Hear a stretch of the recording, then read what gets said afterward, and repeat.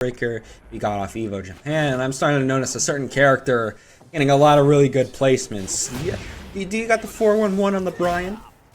Bryan is always a very strong, commanding character. You see Rheloh hunting for those lows immediately, and Rheloh has been very good with this character since the Tekken 7 days. I commentated him with TSE streams and stuff back then. Right now, this is a veteran presence, and he's trying to stand up to a running joke and show him that there's nothing funny about Tekken. Absolutely not. There we go. Going to be able to keep that string going along with the heat. Trying to get to the corner. Try to get a wall, maybe a balcony break if we get the right trajectory. But all of these punches are going to be blocked. Woohoo! Nice launcher coming out from running joke there. Just kick him down. You know, he calls himself a running joke, but he's clearly capable of very serious play as he starts with an immediate counter into carry combo. Is he going to find the wall? He is. Gets the splat. Activates heat. He's teeing off NM. Absolutely. I mean, running joke, they're not a joke, but they're definitely running with the Lars, one of the most mobile characters in this game with their dynamic entry, silent entry, whatever stance they want to do, but they're still getting knocked down hard by Rheloh here. Blocks the machine gun punches, immediate counter, immediate punch. Rheloh's enraged, not going to get the chance to use it. NM, running joke is running away from this. That's the joke of this setup. Already has the heat again. And what do you think of the Lars versus Bryan matchup so far? Because running joke's making it look kind of one-sided. Absolutely, and the thing is, again, they got the high-low mix-ups for days. Rheloh can't really get up because of the Oki that's so strong of running joke now too, especially with a lot of the new moves and new options we got to a perfect 2. Yeah, Season 2 Lars coming in full clutch. Just full-on anime Mishima-style karate. He's got the Vegeta hair, he's got the armor, he's got the cape. You can't mess with a man who's got a good cape. And what adjustments do you see Rheloh making in this second game? No stage switch, no costume switch, no nothing. Straight back into Tekken, straight back into getting hit.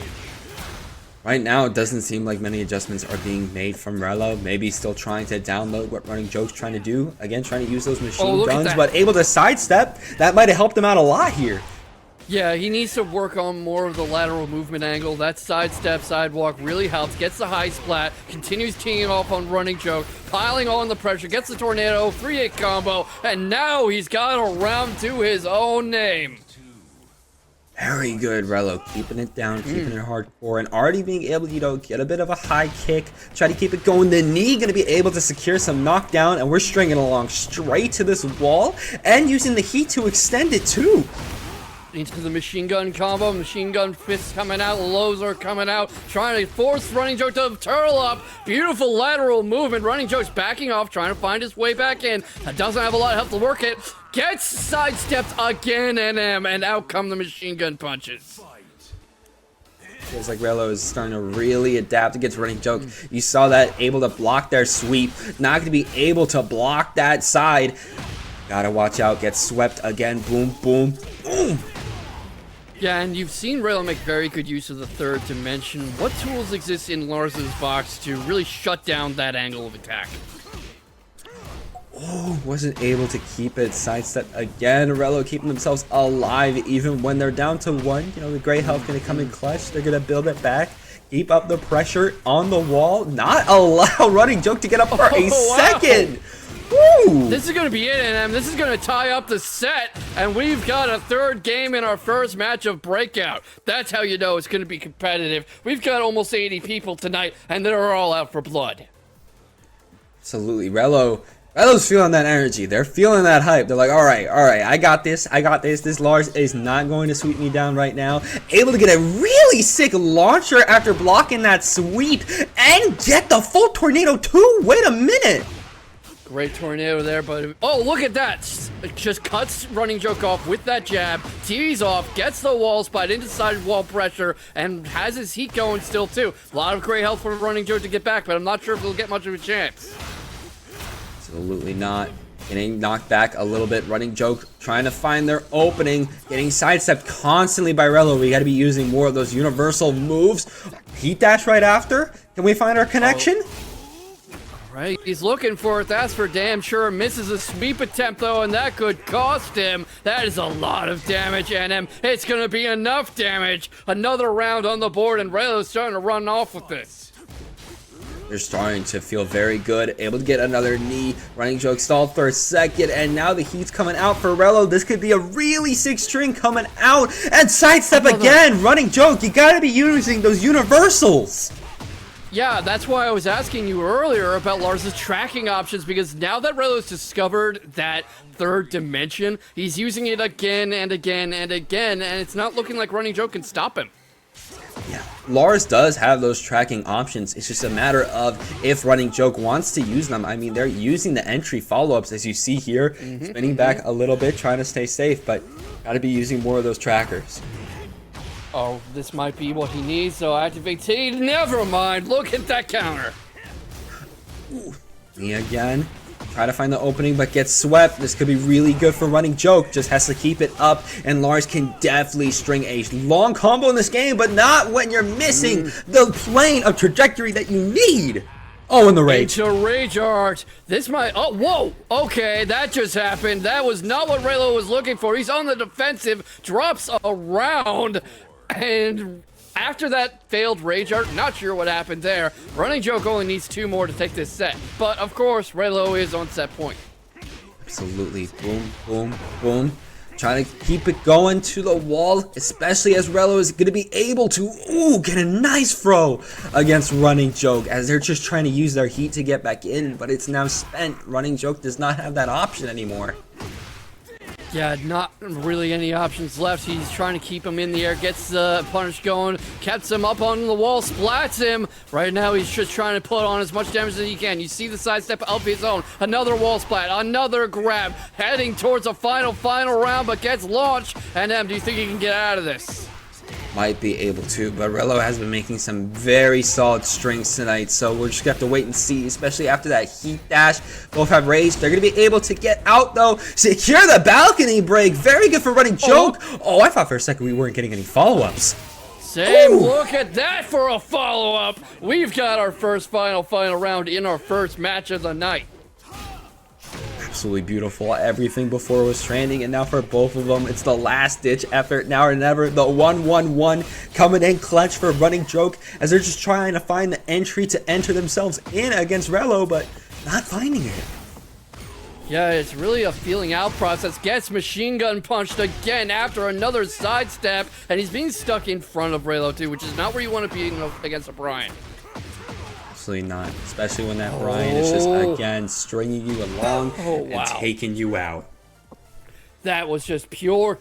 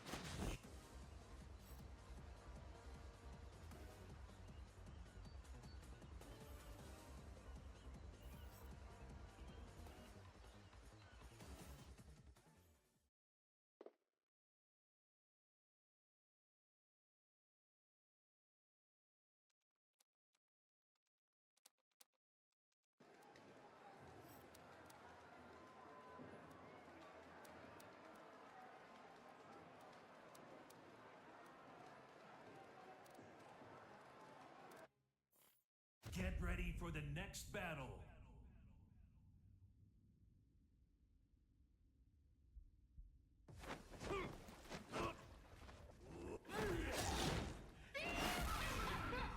Round 1. Fight.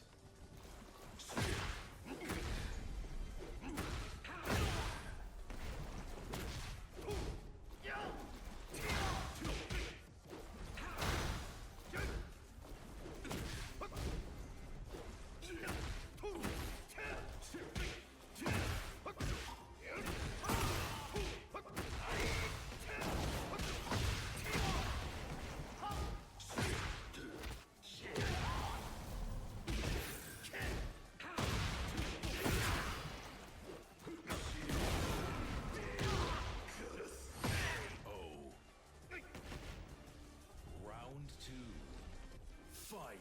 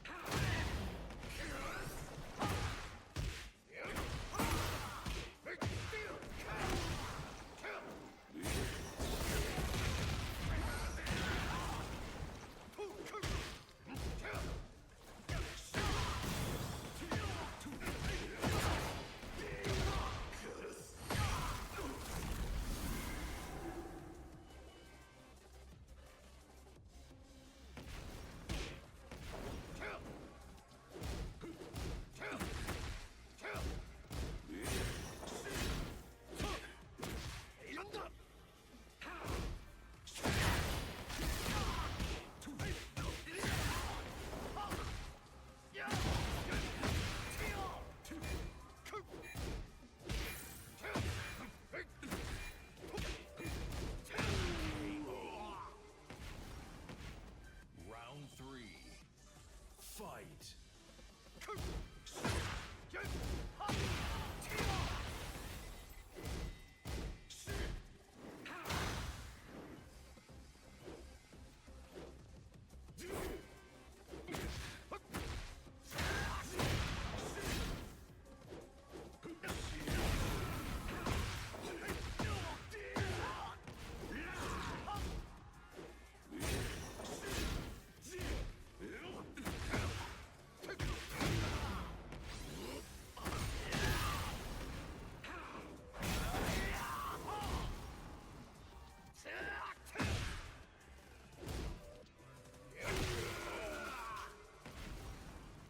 Round 4. Fight.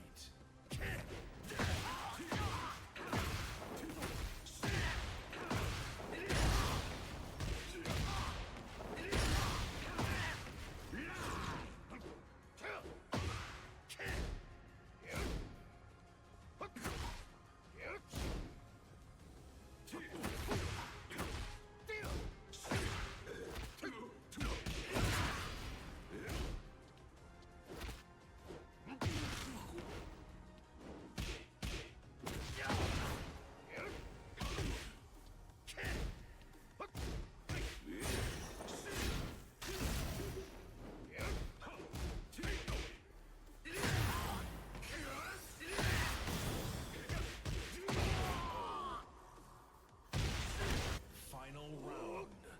Fight.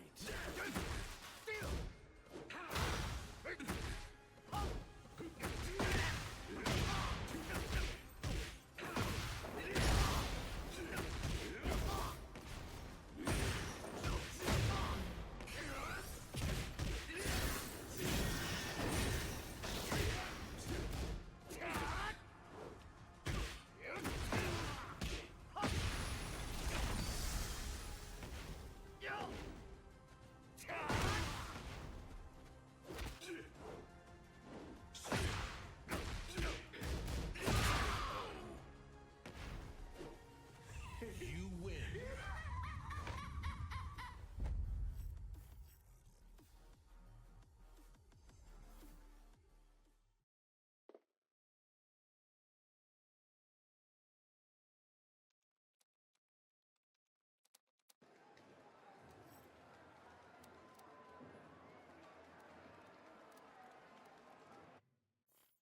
Get ready for the next battle.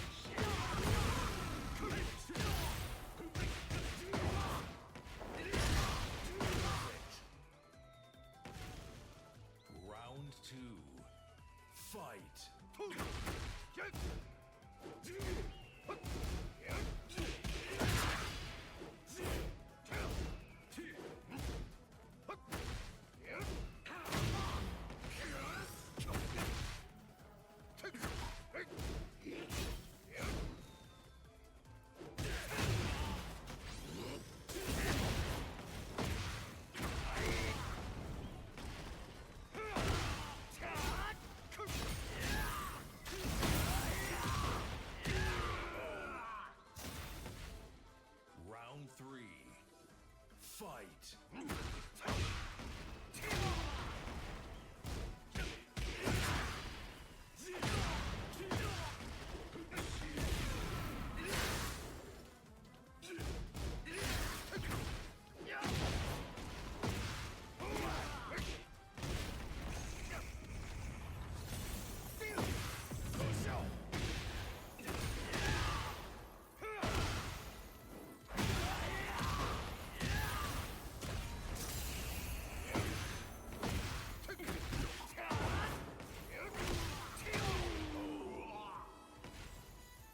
Round 4.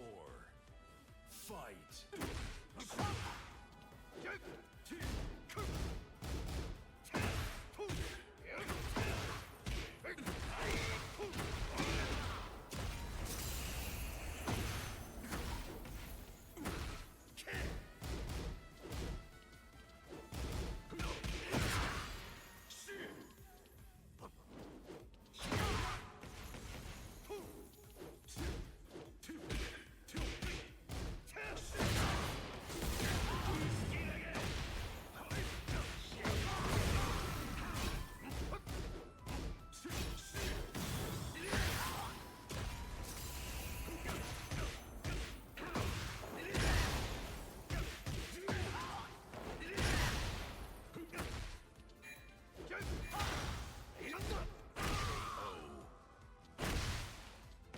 Final round. Fight.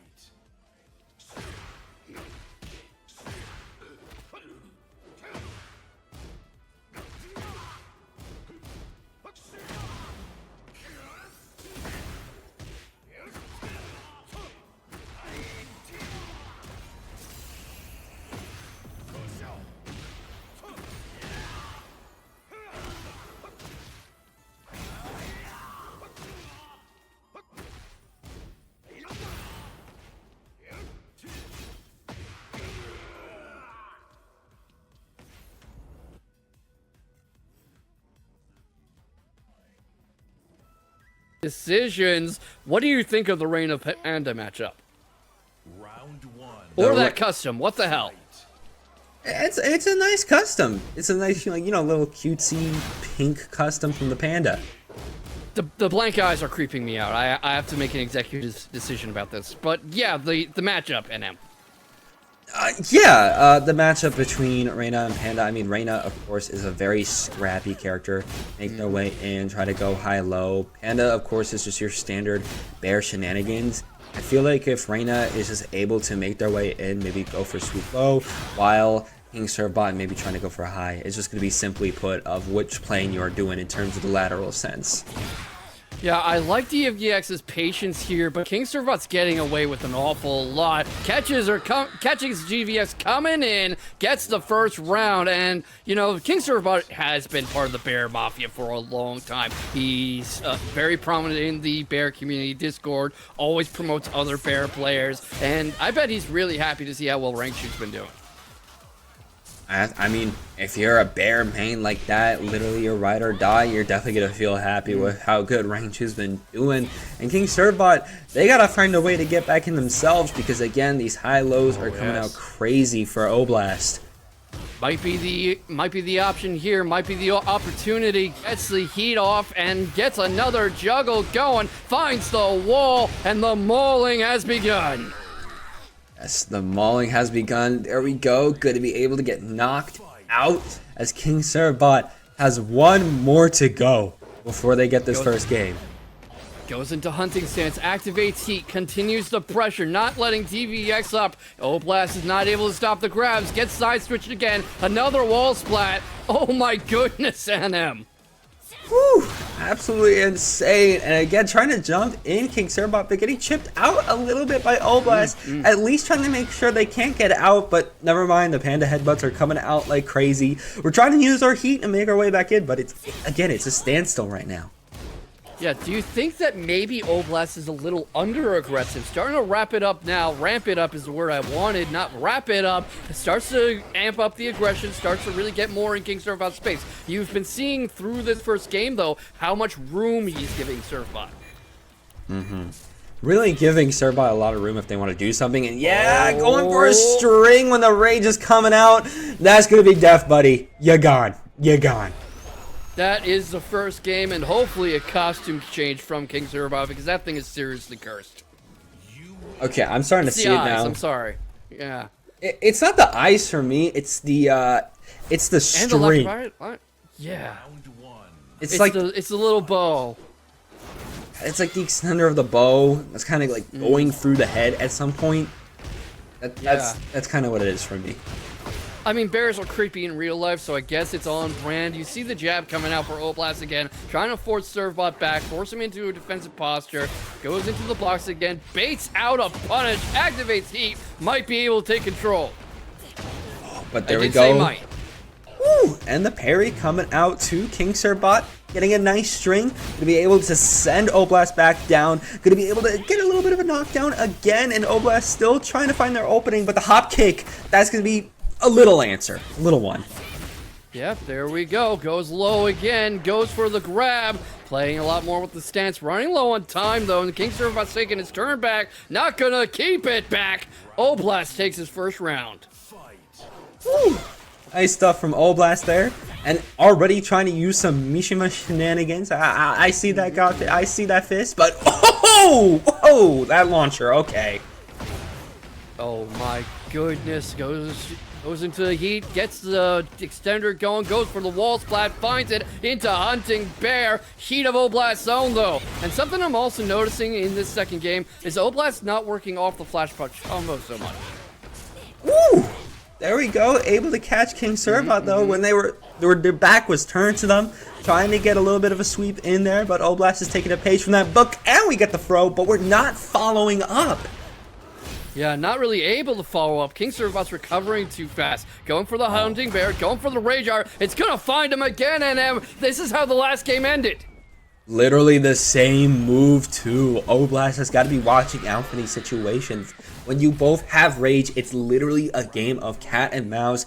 Literally just neutral footsies for days until somebody messes up and then you press the funny rage button. But that's not what Oblast is playing when it gets to that point, and it keeps killing them. Yeah, it really needs to have better control over pacing. And, you know, people on Twitter have been trying to tell us that there are no footsies, there is no neutral game, there is no defense. But then you see stuff like what King Serbot's doing. Absolutely, and even in more aggressive titles like Tekken 8, they're still a neutral, even if Oblast is able to get back in with that command grab and put King Serbot in a rough spot, you know, trying to wave dash in there too, trying to get some jabs and, you know, getting swept a little bit. It's fine, it's fine. Oh, out comes the Rage Art, it finds him. This might be enough, and I am leaving the possibility of shenanigans open, but that might put Oblast on survival point.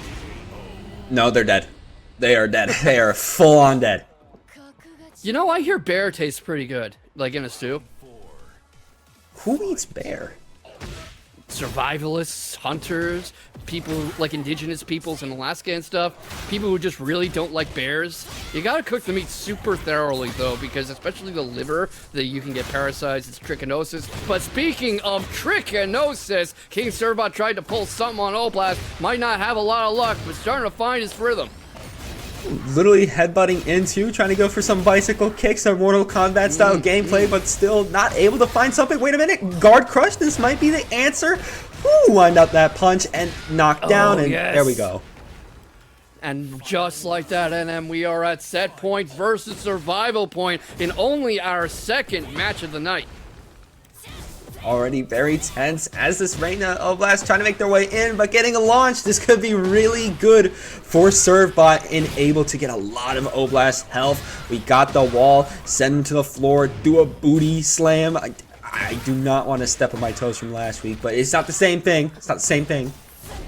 Oh, Oh, that whiff grab's not the same thing either, but the 1-2 seals the deal, and King Surfbot is moving on ahead, where hopefully he'll change his costume. Yeah, it is literally just that, like the... Round one. Fight.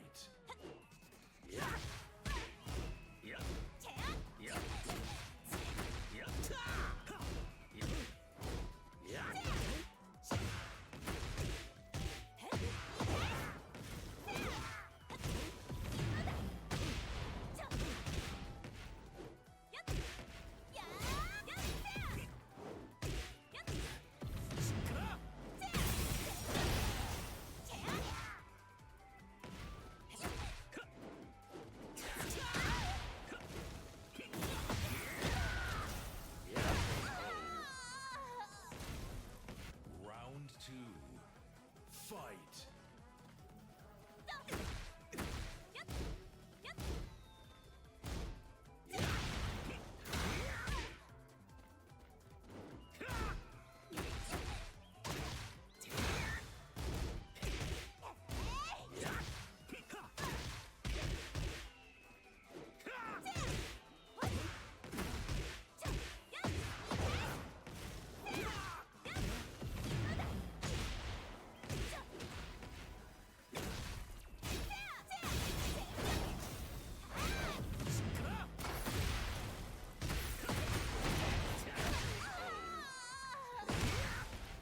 Round three. Fight.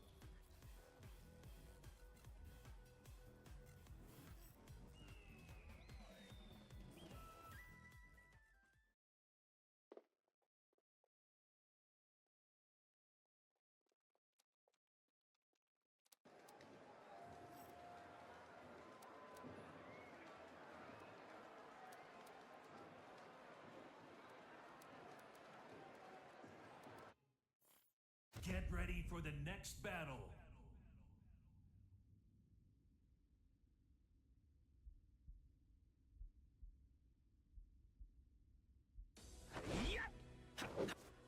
Round one.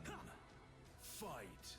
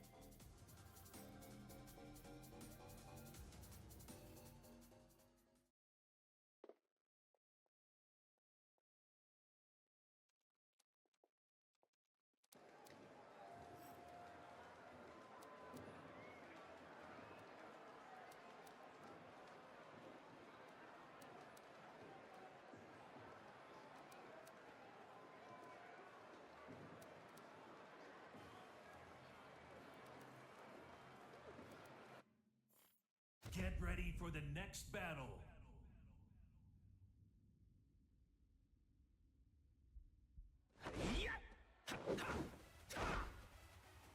Round 1.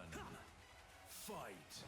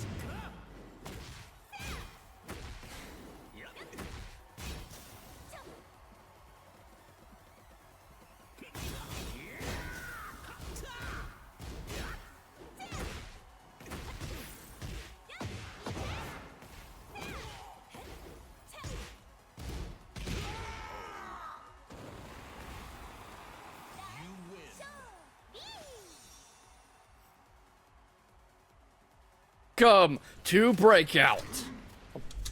Ooh, okay. That is a sick Yoshi It is. costume. Oh, and the Xiaoyu too. They're both going for a similar vibe. I love it. Yeah, very kind of vaguely cyberpunk Tokyo streetwear looks going on right now. Very much liking it, and you know, it feels weather appropriate. You want to be wearing something like that in this kind of rainstorm.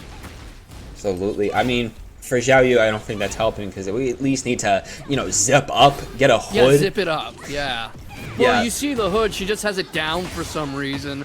But right now, the only thing going down is SlyTiger's health. Eats the flash, gets the wall splat, manages to roll off, goes into pogo, into baseball slide, and this is just Tanjiro having fun. There is no response from SlyTiger. Whew.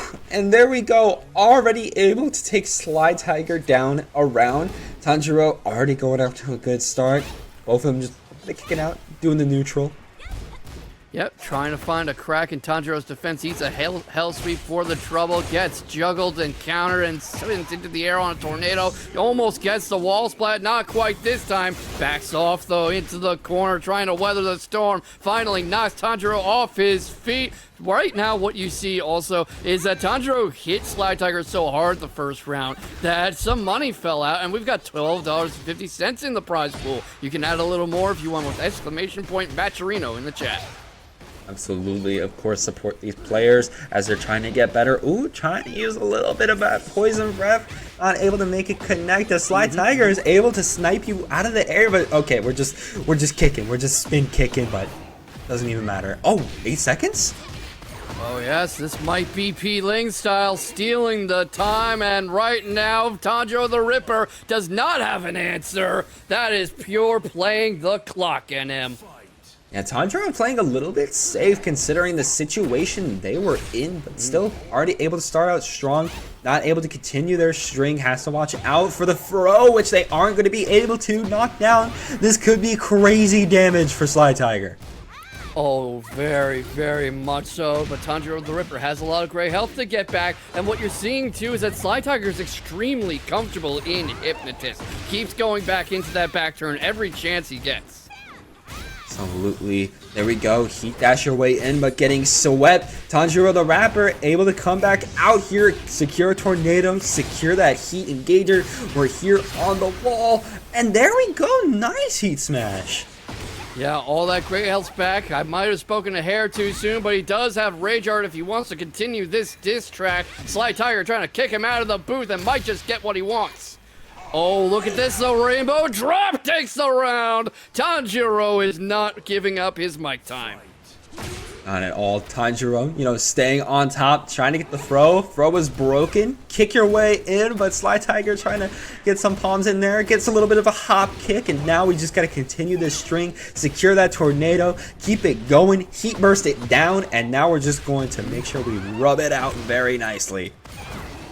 Pause. What do you mean pause? Like rub out a wound? Yeah, I don't think we're allowed to say that kind of thing on air. I'll have to ask our FCC representative. But meanwhile, TanjiroTheRipper gets away from the pressure, cuts off the AOP use. SlyTiger's force back, doesn't really have a chance to get in. Caught on a counter and into the tornado. That's carrying him towards the wall. No splat, no response to the grab. Sword to the gut takes the game. And you know, that's pretty much what happens when you fight a guy who has a sword. That's why they're usually not allowed in tournaments. Probably not, especially because, you know, this is more of a standard, you know, more of a realistic martial arts type of tournament, and you just got this warping ninja with a sword, so yeah, definitely going to be a little bit difficult, a little different. Yeah, I love how that's actually called out in the story mode. The announcer's just like, yeah, bringing a sword is against the rules, but whatever. Yeah. Oh, trying to go into the air, but you weren't able to connect on SlyTiger, giving them the perfect time to anti-air. Spins away, not sure what he was going for there, but he gave SlyTiger entirely too much room. Eats a get-up kick, and right now Tanjiro's hanging out in swordless stance. Goes into the healing for a moment, not getting a chance to really do anything with it. Rage is there if he wants it, though. There we go, trying to get the throw, not going to be able to secure it. Oh, going into the air for a little bit. I think SlyTiger was going for a delayed anti-air, but getting swept, and yeah, Rage Art, finish that thing out. You think it's killing? It probably will, but who knows? I tend to curse these things when I try to predict them. There's a reason I'm not a betting man. And see, I was right to hedge. Trying to spin your way in. Round 2. Okay. Fight. Yeah, Tanjiro's been very good at disrupting SlyTiger's momentum, but some of this is hesitant play on SlyTiger's part himself. You'll see him throw out AOP and kind of freeze in there, for example. There we go, trying to flip in again, going for the down low, but really nice heat engager for TanjiroTheRapper, but already spending it, trying to secure the heat smash. Gets the warp in, SlyTiger wasn't looking for it. Yeah, at this rate, TanjiroTheRipper is gonna go platinum. Look at this high splat along the wall, no defense. SlyTiger's forced to back away, gets caught on the hell sweep. TanjiroTheRipper on set point. Very good for TanjiroTheRipper here. Gotta keep themselves alive because SlyTiger is just trying to find the opening against them. Well, whenever they try to hit high, they block high and low respectively. Oh, look at this. That was just pure bait. Knew that SlyTiger would come in if he saw the heal and had the response ready. Almost get something going, but gets sidestepped. And right now, SlyTiger is in control of the momentum. Very much in control. You see SlyTiger just running around back and forth, but Tanjiro going to be able to catch him lacking, send him to the wall, secure the heat burst. We're continuing our string. We're going straight to the wall, trying to get a little bit of a low, and the heat smash is coming out in clutch. That is gonna do it. That's gonna finish it off, and TanjiroTheRipper gets a clean 2-0 to move on ahead in pools. SlyTiger's got a tall mountain to climb if he doesn't want his night ending here. And Xanath versus Potemkin. Chip can win this as long as they do not get thrown. Yeah, especially with King, who in the current season is very much built around bullying you with the Jaguar sprint and that constant pressure. And right now the carry's going straight to the wall. Not quite a full splat, but keeps him in there with the getaway shove. Continues to juggle, drops the combo. Lunar has very little health to work with, though. Very little health indeed, but Lunar trying to make their way back in, but none of their options can be able to hit knee to the face by the JAKEMAN, and yeah, just get a few of those knee kicks in there. That's just gonna do it. Yeah, interesting from JAKEMAN that he's opening up primarily as a striker, which yes, you do need those to set up your grabs, but you only saw a couple grabs in that first round, and right now he's just teeing off on Lunar against the wall, uses Jaguar sprint to set up the further wall pressure, not letting Lunar get up. Heat burst comes out, eats the low parry. Very good parry for Lunar, but we gotta really make this string count. Gonna be able to use our heat here. They're gonna be able to get back up, trying to find another opening, but so many blocks are coming out from JAKEMAN, and there we go. Find your opening. Oh my goodness, that Sobat came at a beautiful time. Right now, you see Lunar trying to play this back and forth style, almost like you would see from a Feng Wei, where he's drawing you in with this evasion and the backward steps. But all it's doing is conceding real estate to JAKEMAN, who's happy to continue the pressure. He's not going for the chain, or maybe he was and it got broke. Might have been broken. I mean, it's one of those things that you can watch out for against the King because they do like to use it a good amount. You see it in crazy clips, and Lunar definitely knows what to do against it, but not able to find an opening again. JAKEMAN continuing to find it and find the win. You know, the DDT needs more respect because, yeah, you grab a guy in a front headlock like that and just drive yourself straight into the ground, putting him head first into the floor. The fight's freaking over. A fight's over when you slam somebody into the ground, especially against Lunar, because Dr. JAKEMAN has been doing a very good job at getting some other throws too. You know, we literally won the last game with a throw, but Lunar in a very good spot. They're securing the heat and securing the heat smash too. Okay. We're already a much stronger round, and this is what you were talking about with the speed and scrappiness. What adjustments are you seeing from Lunar? Definitely seeing, you know, trying to get in, trying to make their way out, being a little bit more scrappy, a little bit more running around, making sure that they aren't in that throw range, in that throw potentiality, as Lunar is going to be able to get in again, find their low, get a little bit of a stomp after that. How are we going? High or low? We did the high, we doing the low right after? Oh no, we did the low. Oh, look at this. Armor comes out, but it's not going to do him any good. And what you see here is he's manipulating JAKEMAN's eye levels. He's throwing a high in the zone because what he really wants is that heater into the bottom right by the knees that you're not going to see coming. JAKEMAN's trying to keep the ball out of his hands. Absolutely. There we go. Going to be able to push JAKEMAN back a good amount. Trying to get the heat. That's the block, but oh, the giant swing. That's gonna do some damage, but obviously nowhere near a wall. That's where you want it most because of the damage boost. Trying to use those getaway shoves to create some space and potentially open up, but the Jaguar spin gets countered. Absolutely, and there we go. The string's going crazy. Lunar's got rage, but again, TanjiroTheRipper is just right in their face. Get another stomp and secure a round win. Start of the reverse sweep for TanjiroTheRipper if they want to be able to secure the 2-0.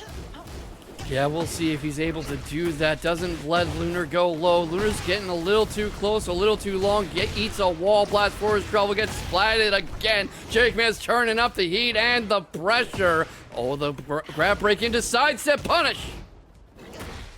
Again. Oh, nice little hot knee there. Going to be able to secure a launcher. And we get a tornado right after. And boom, there goes the heat burst. And okay, we got the wall and secure it.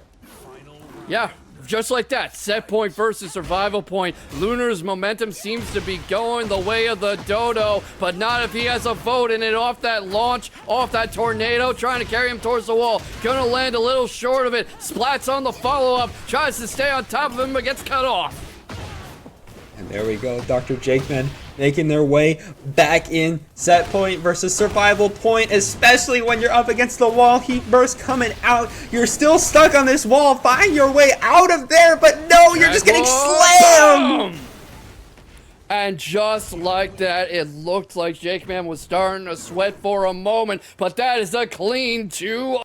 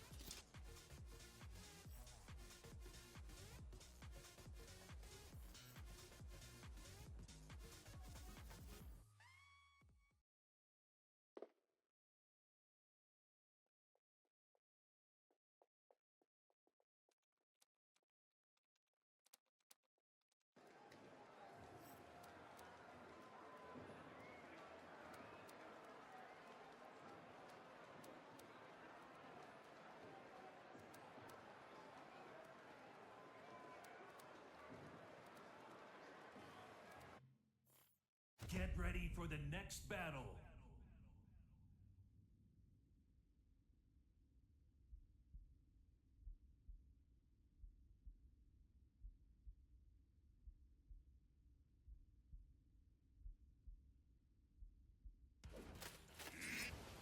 Round 1. Fight.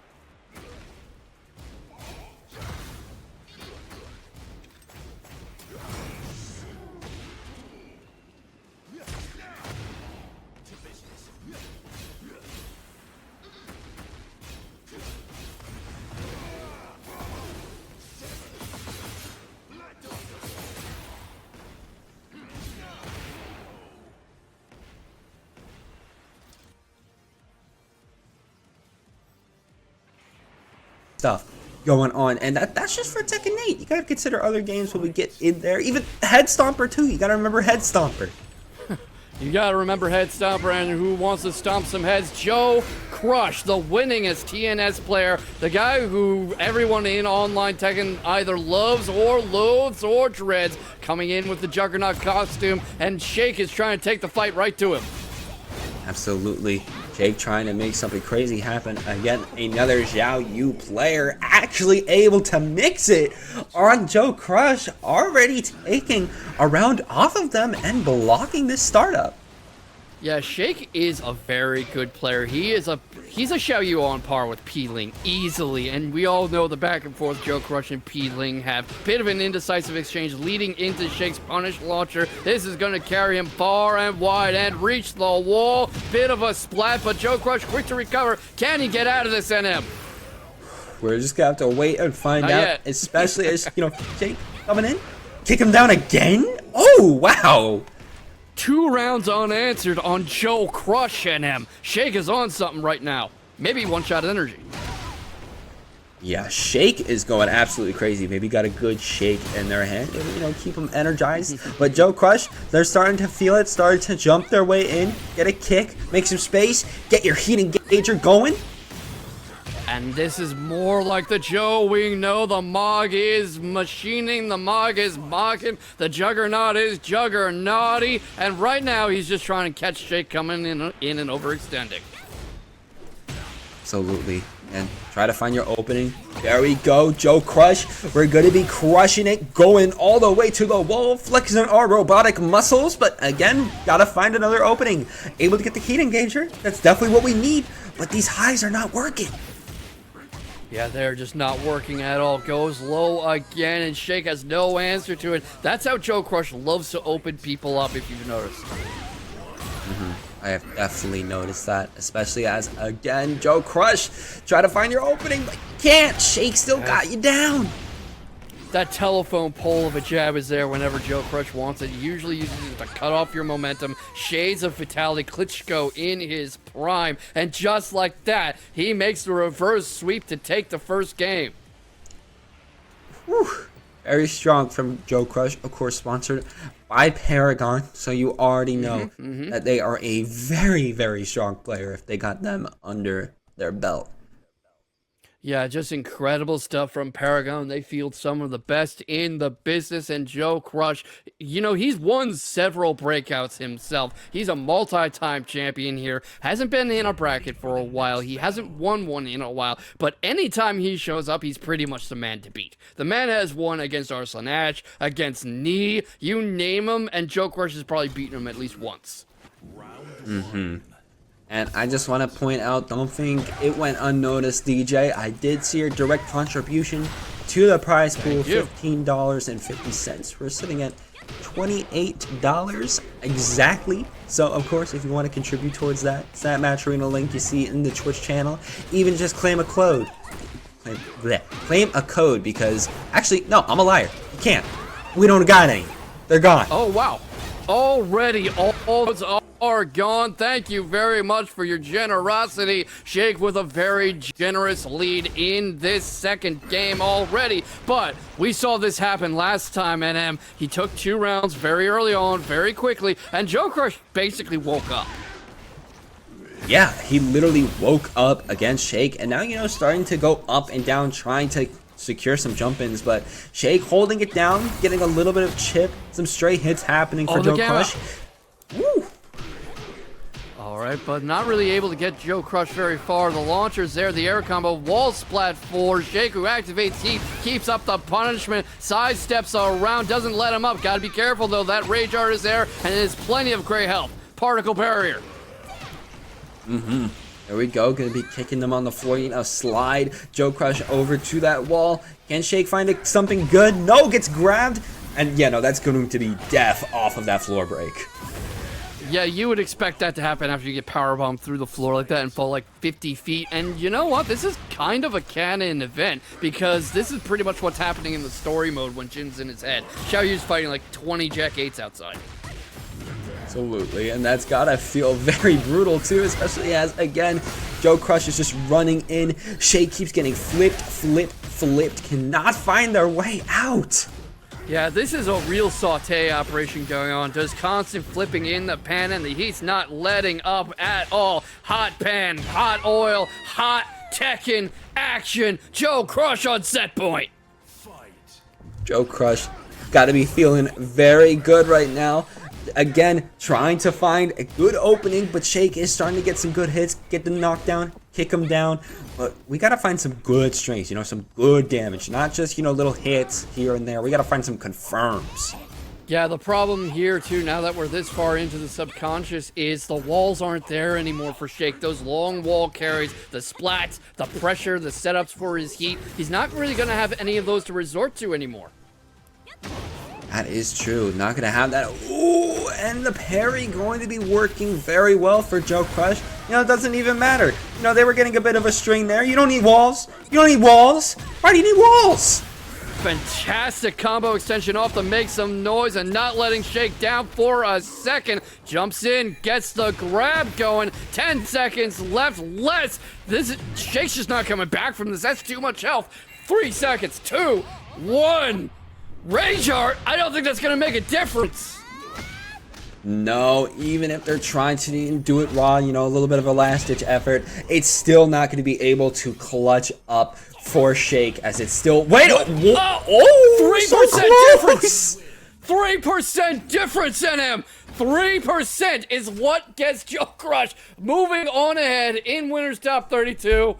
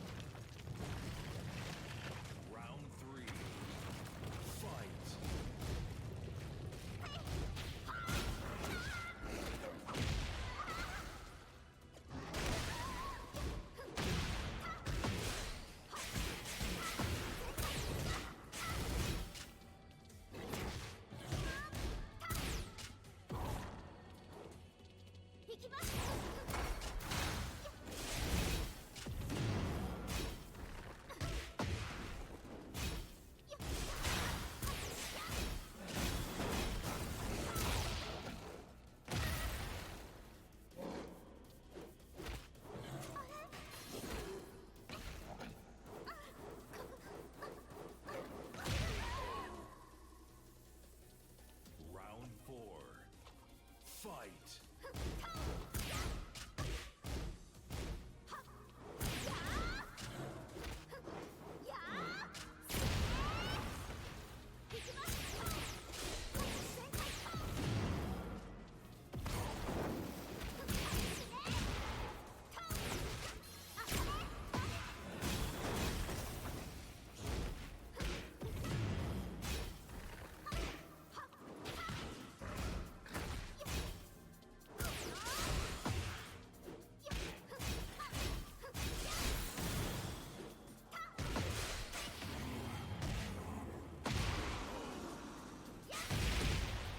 Final round.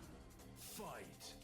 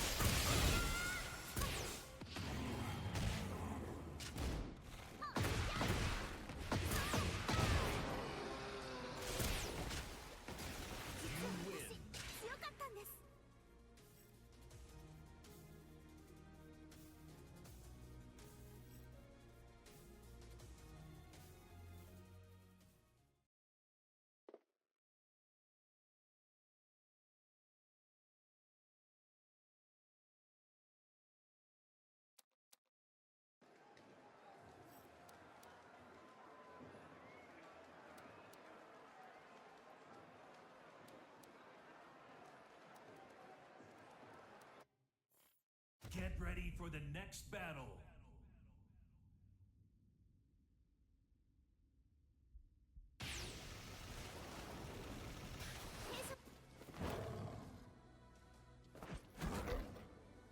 Round one. Fight!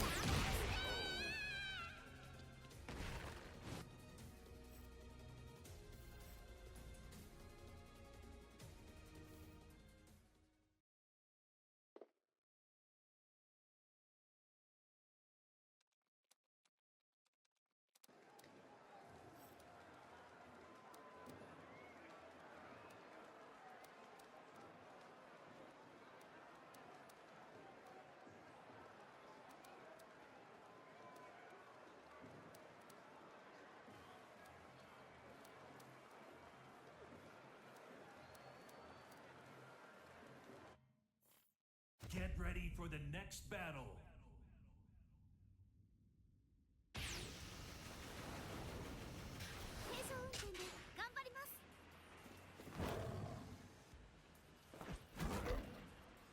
Round one. Fight.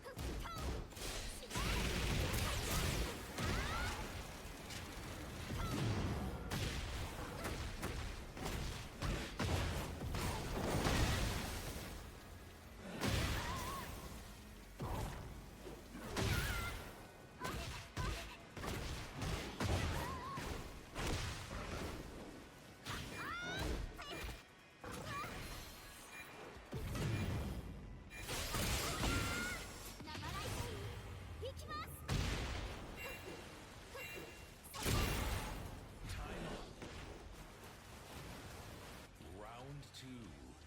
Fight.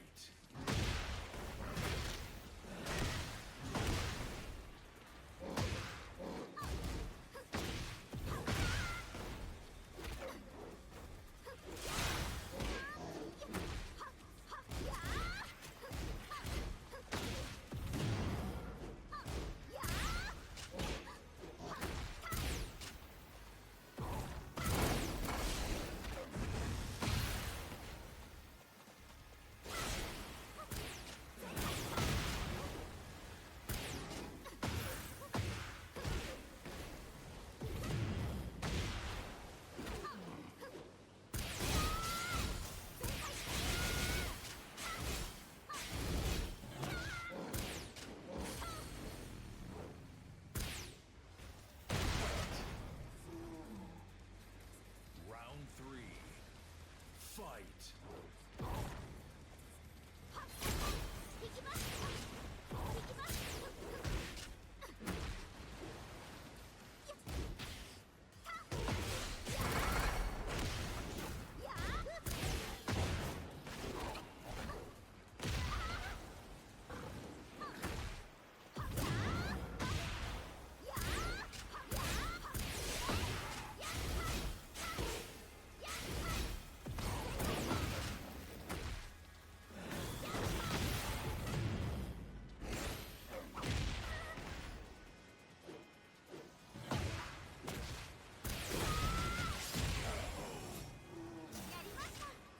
Round four. Fight.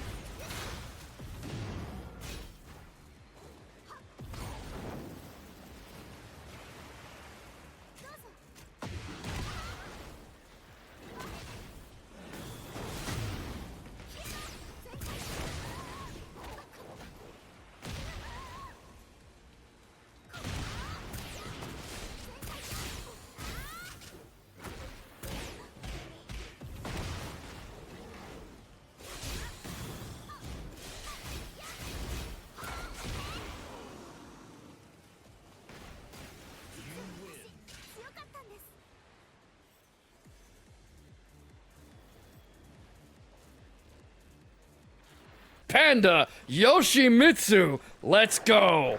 Hey, he took my advice. He changed the costume. That's that's good at least. Just roommate shenanigans. I just see the door open. I'm like, who's opening my door?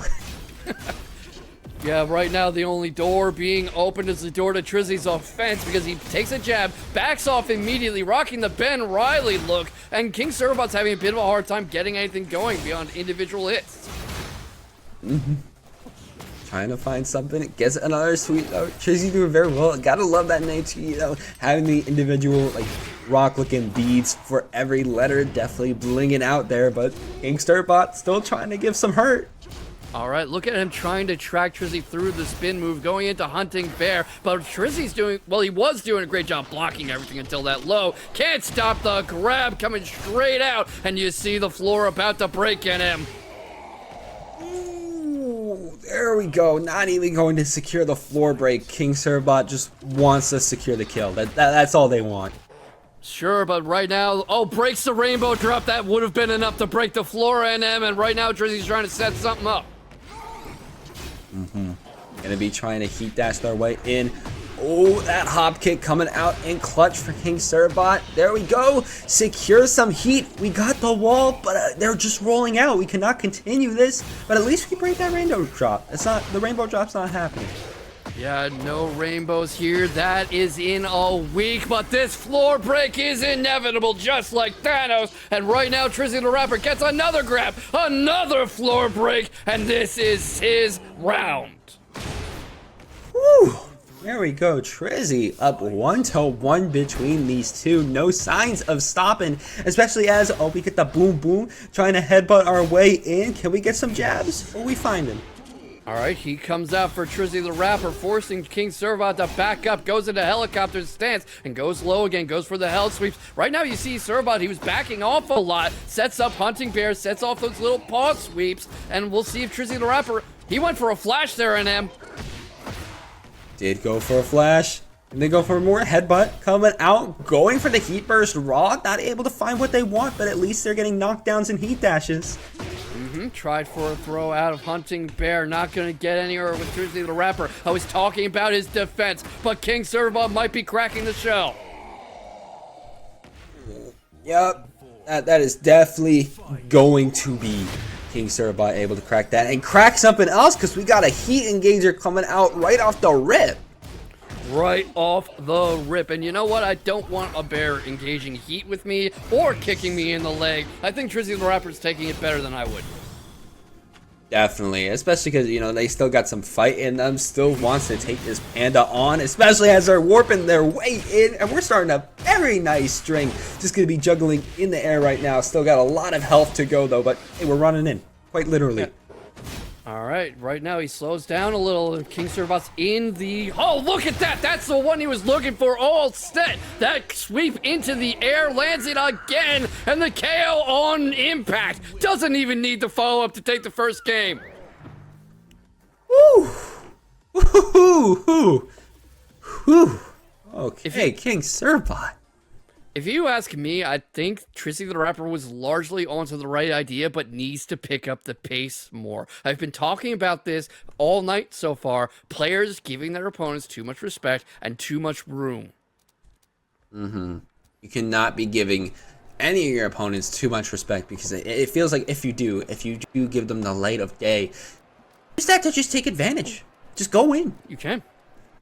And it gives your opponent time to breathe, to strategize, to realize what you're going to go for. And suddenly, they're in secluded training ground, a game up on you, and you had so many opportunities to finish it that you just didn't take. I didn't comment on it before, but I think I recognize that ult. Gotta shout out that Ben Riley. Gotta shout it out. I mentioned it. I did mention it, like right at the start. Yeah. I think I'm still distracted by my roommate. Yeah, probably. Gets the sweep going, and King Servbot is trying to get back that gray health. Doesn't get it. Hop kick into flash, into wall carry, into sidewall pressure, into another high splat, into Trizzy taking the first round. And you can see him amping up the aggressiveness like I said he would need to do. Absolutely, and already King Servbot trying to make a difference, you know, headbutt your way in, able to find a really strong heat engager. Headbutt used a lot in order to try to guess what Trizzy's doing, and most of the times it's just left on block. TrizzyTheRapper able to make their way back into aggression. Oh yes, right now TrizzyTheRapper forced up against the wall, gets the hop kick into flash again, really likes that combo starter, and who can blame him? It's getting him plenty of results, gets the sidewall pressure. That was certainly an interaction, NM. That was definitely an interaction between those two, especially as both of them in rage. No, they're not in rage. Never mind, because Trizzy got the win there. That was absolutely Tekken 8, a 2024 video game published by Bandai Namco, a part of a dev team headed by Katsuhiro Harada. Just absolutely. We're just walking against each other until eventually the heat engager finally comes out. I don't even know. I don't even know. You can't blame him for being a little thrown off after how that last round ended, but now King Surfbot is on the attack, much more comfortable. Has to be careful. TrizzyTheRapper is getting gray health back. He has heat active, and he has rage in his pocket. We'll see if he throws it out, drops the combo, but he's right back in Surfbot's face on the defense again. Uses the jab to set him up, sets up the wall splat, continues the combo. Again, gotta block. Keep yourself alive. The look, throw, they're hug. coming out. Oh yes, and 10 seconds left. They're looking for their opening. Both of them a little reluctant to press, and the grab comes out. That's gonna be enough health. That's gonna do it. That's gonna do it. Trizzy stole the game, NM. Whew. Nice job, Trizzy. Looking at the down, seeing what craziness is happening with your sword. Trizzy going to be able to tie it up. They're feeling well right now. Yeah, feeling very, very well. I am not surprised to see playing the clock shenanigans, nor that they are straight back in. And you see the increased aggression really paying off for Trizzy. It really is. It is paying off very well for Trizzy because it feels like, again, they're able to keep themselves alive when they need to. But these bicycle kicks, butt slams like crazy. King Surbot is doing something crazy different against Trizzy now, especially as, no, they're not able to stop the heat smash. Can't quite stop it and doesn't have heat of his own anymore. Rolls like a ball into TrizzyTheRapper. He's using that jab. All right, you see him trying to use the jab as quick punishes, as ways to get Surbot off his rhythm, stop him from setting off these combos, but he can't stop the grab out of Hunting Bear. That's so little health to work with. Whew. And there we go, drop you down, both of them 1-1, but hey, you just get the wake-up hit. That's all King Surbot needed. Yeah, that was a bit of an unfortunate interaction for TrizzyTheRapper, as is this one. Straight back into Hunting Bear, gets the launch, sets up flash, keeps the carry going. Is this reaching the wall, NM? I mean, I can't even say because it already did before I could even talk. Clearly, and it's reaching this wall too. Yeah, that one. This is just keeping from corner to post. Breaks the grab into the sweep, into a trade. Comes out in King Surbot's favor. There we go. Slam him down. Got the wall again. Keep them up there. King Surbot trying to find a really good string to end it off on. You know, get a little bit of a grab. Get the 1-2. Get the headbutt. No, we don't. Hunting Bear pressure goes low. Not quite able to seal the deal just yet. Blocks the pogo stance. Follow up. Can't stop the low. Right now he's just trying. This is time running low again. We don't want another situation like last game. Not going to have a choice in the matter. It's a tied game. Tied game indeed, especially as, there we go, trying to slash our way in. We get a really good sweep on Trizzy. Get that knockdown. Get another sweep for the knockdown. Can we get another one? Not yet, we can't, but the heat engager comes out. The wall pressure is real. Hunting Bear and does a step-in move to get away from him. Shades of Jalen Brunson. We'll see if he does better than the Knicks. Straight into Rage Art NM. Okay, the Rage Art coming out. Definitely going to be helping out Trizzy. At least trying to take some health away from King Surbot. A lot of health, but still, you got a lot more to go if you want to make a difference here, especially as King Surbot. Whoa, okay. Oh, beautiful. Oh, wow. That was incredible work setting that up from King Surbot as Trizzy started to back off. Now he's on set point. Now he's awake. Now he's got heat. Eats a flash. Both of them have heat going. This is a full kitchen experience in him. It quite literally is a full kitchen experience, especially as boom, boom, take you to the wall. We're still taking you to the wall, but we cannot find it. We're not on the same plane anymore. Beautiful timing on that spin move. We see the lateral movement coming out. Can't stop that grab. I think King Surbot has a 100% success rate with that grab right now, NM. Really does. And we're literally just trying to play so safe right now. And gets the flip again! That's gonna do it! That's gonna do it! That's the set! The same move that took the second round. The previous round is also how this entire set ends. Wow, I don't even have words.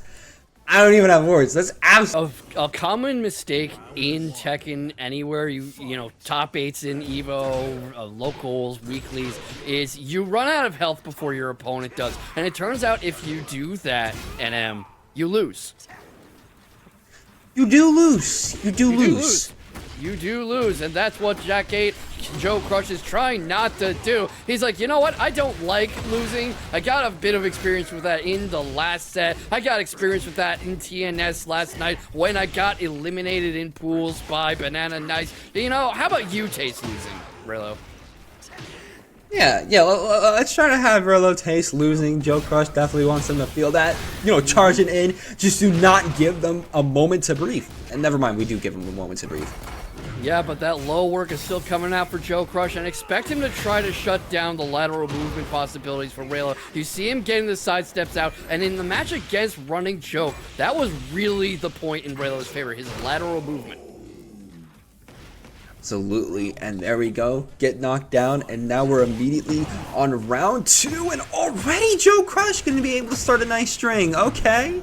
Gets the wall splat going. Activate T, continues the pressure. Might go for a wall break. We'll see if he gets the opportunity. Rheloh already starting to slip away, but now stuck in front of JoeCrush again. Joe drops the combo a little, not deterred. Gets the launcher. Continues to make some noise. The pressure continues. Perfect KO. Woo. Perfect KO indeed, especially as, alright, Rheloh already going to try to make their way back in. I see you.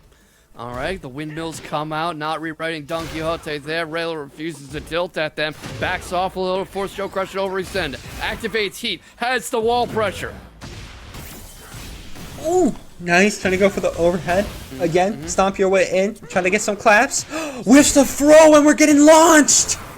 Oh, that's a heck of a launch, especially against a player of JoeCrush's caliber. This is a lot of pain going on. The machine gun blows come out. That was a hell of a launch away. And another perfect. That was Rheloh saying, okay, you've got one. Let's see me do it. And already, again, trying to space each other out. They're both trying to play as safe as possible, but Rheloh's the one that's able to start their heat engager, start a string for the counter, try to go in, and gets a launcher. Oh my goodness, JoeCrush is having a hard time getting in this round. He's having a hard time getting off any real offense. Activates heat, immediate counter, immediate low meaty going on. Backs off a little, the heat smash comes out, first one of the night for JoeCrush.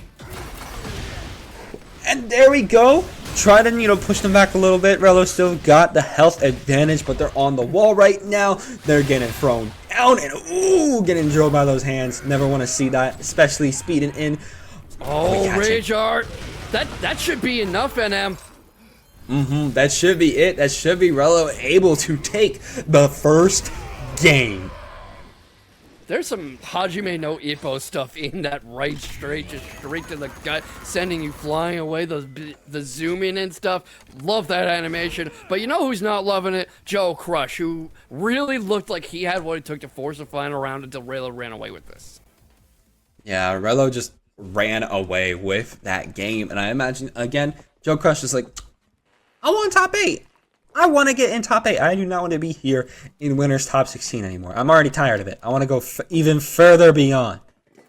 Plus ultra, as they say, but what do you expect him to potentially do differently in this second game? Because he's not in the mood to go down 2-0. Not against Bryan, not against Rheloh. I imagine not. I would not want to go down against Rheloh like this either. It's just a matter of, again, cool down, be nice, calm, cool, collected, and mainly just play a little bit more safe against Rheloh. Rheloh's really calling out when you have an opening on you, when you're not blocking. So just try to make sure you just consider all those options. Like this, NM, you see the small Tekken coming out with those quick low threes, and the particle barrier comes out. He's active now, and he opened Rheloh up. He's starting to get the punishes going, and he's got the heat smash. Immediate KO. And something you'll notice, NM, is that when he does attack, he does extend, he's immediately ready with a block. Definitely. Oh, trying to go for a sweep again. Rheloh in a different plane of existence. They're not trying to catch that. They're definitely trying to catch JoeCrush. Send them to a wall again. Get the burst going on. Try to keep it going on the wall. But can we keep it going? Breaks the grab, backs off a little, bit of a sidestep going, gets a launcher and immediate follow-up. Continues to try to take him to the wall, not quite able to get there. Can't break the grab. JoeCrush is going to try to go Mog mode at him. Absolutely, especially as, there we go, trying to get a guard crush. Very good for JoeCrush, crushing that guard and going to be able to take another life off of Rheloh's back. I've said it before, I know, but as much as I'm not a nerfing guy usually, I do think it's a bit silly that heat smash at 10 frames. Let's just ignore it. Can't ignore it when it's JoeCrush. It's a cornerstone of his arsenal. But right now, he's the cornerstone of Rheloh building his bracket run. Not at this rate. JoeCrush backs off a bit, uses the windmills. Knew Rheloh was going to come in at him. Absolutely knew it indeed. Got you on the wall again. Rheloh, you got to find your way out unless JoeCrush is going to be able to get it. Gets the guard crush again. We're trying to go for our 1-2s, but we just get hit straight in the dome. That I was likening that to Vladimir Klitschko at the time. That is a bit of a Lennox Lewis right straight. As soon as you drop your guard for a moment, he unloads, he opens the guard, and boom! And you are tasting canvas, my friend. Tied set. Tied set indeed between these two. JoeCrush and Rheloh both getting the download against each other. But now it's just a matter of who's going to win this last game, take it and move on to be one of our top 8. You get your character put onto the board. Everybody sees like, oh, okay, they're playing them. I see it. Definitely want that. Yeah, especially with Bryan. Very fun character, lots of solid fundamentals, and enough aggression and damage to feel really rewarding when you get off to a good start. JoeCrush is just trying to shut him down immediately. Makes some noise to get in his face, lots of lows, sets up the counter windmills, immediate punch, and keeps carrying him, activates heat. He's going for the wall carry. I'm not sure he'll get there, NM, but he's sure giving it the college try. Yeah, again, he's giving it the college try, trying to go back and forth again. Rheloh got to find an opening, but you just keep getting hit and hit, but you're not finding a hit of your own. One more, secure the perfect. That was a beautiful perfect from JoeCrush. It seems like he's getting a very good read on Rheloh's tendencies. Not enough to not get launched, though. Not enough indeed. Getting launched, you're getting hit all the way down, and you're just getting sidestep after sidestep. Rheloh's trying to find their opening, but again, can't. Yeah, this is the problem that JoeCrush just adapts so quickly. He's rocking the Juggernaut, but he should really be rocking Doomsday or a Mazo, because the same thing doesn't kill him twice. Does not. It really does not. Especially as, again, find your opening. Oh, you get a little bit of a guard crush. Be very good. Again, Rheloh really good at getting a lot of these hits lately and confirming after it, but these strings dealing very low damage, very short for what they want. Love how he set up that grab, though, off the jumping 2, it looked like, and immediately Rheloh just on the back foot. He's got him up against the wall. He's trying to keep the pressure going. 10 seconds left. Another grab going. That might be enough to steal this, NM. I mean, oh, no. especially Oh, no. as they It got get reversed. jab after jab. There we go. Rheloh keeping themselves alive, getting another round. JoeCrush maybe was thinking he had that. He had the life lead. He had the time. He could take his foot off the gas a little. Rheloh expected that to come out. Immediately out swinging, takes the entire round, gets the kill, and he's trying to match up the aggression. Again, ooh, going to be able to get the heat burst in there. Has to block what Rheloh's trying to do. Rheloh trying to jab it out, get the knee. Not going to be able to get much, though. Trying to get the throw. I like those little low threes Rheloh was doing to break JoeCrush's momentum. Blocks the particle barrier, tries to sidestep some more, gets caught on the tracking. JoeCrush is wise to these antics, NM. They absolutely are. They know exactly what Rheloh's trying to do, but Rheloh, again, going to be able to machine gun their way back in, try to find the low kick, not going to be able to break the throw. The lows. The lows. He always goes back to the lows, NM. That's how he breaks your structure. That's how he opens you up, softens you up, and he uses his range on you, because Jack 8 is probably the closest thing to a zoner that Tekken 8 has.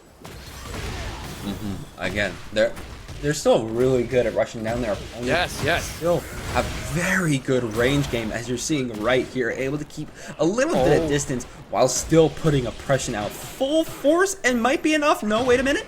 Gets the sidewalk going. This might be enough to get a bit of momentum on Rheloh's side, but he baits out the low and gets the kill off the 2. JoeCrush is in top 8. Woo! Been on incredible form lately. We've been talking about the threat he's posed in TNS, in Paragon, here in Breakout. He's got wins over names like Pling. He is just a devastating force lately with Panda, but JAKEMAN is going to try to shut him down early. He's going to try to keep him off balance. He's going to try to ramp up that aggression we saw last time he was on stream. Absolutely, and you see them both dash dancing against each other again, just fueling that armor for JAKEMAN as they're going to be able to secure their heat engager. Servbot, you got to find your answer, but you know, again, at least they're throw breaking. Very good to do against King. Yeah, and JAKEMAN's been using heavily that getaway shove to force King Servbot onto the back foot, quite literally. And you're gonna see King Servbot maybe start looking for that, looking for times to block it, to exploit it, to punish it. JAKEMAN gets the giant swing though. I think that's gonna find the wall, and it does! It gets the kill! JAKEMAN takes the first round.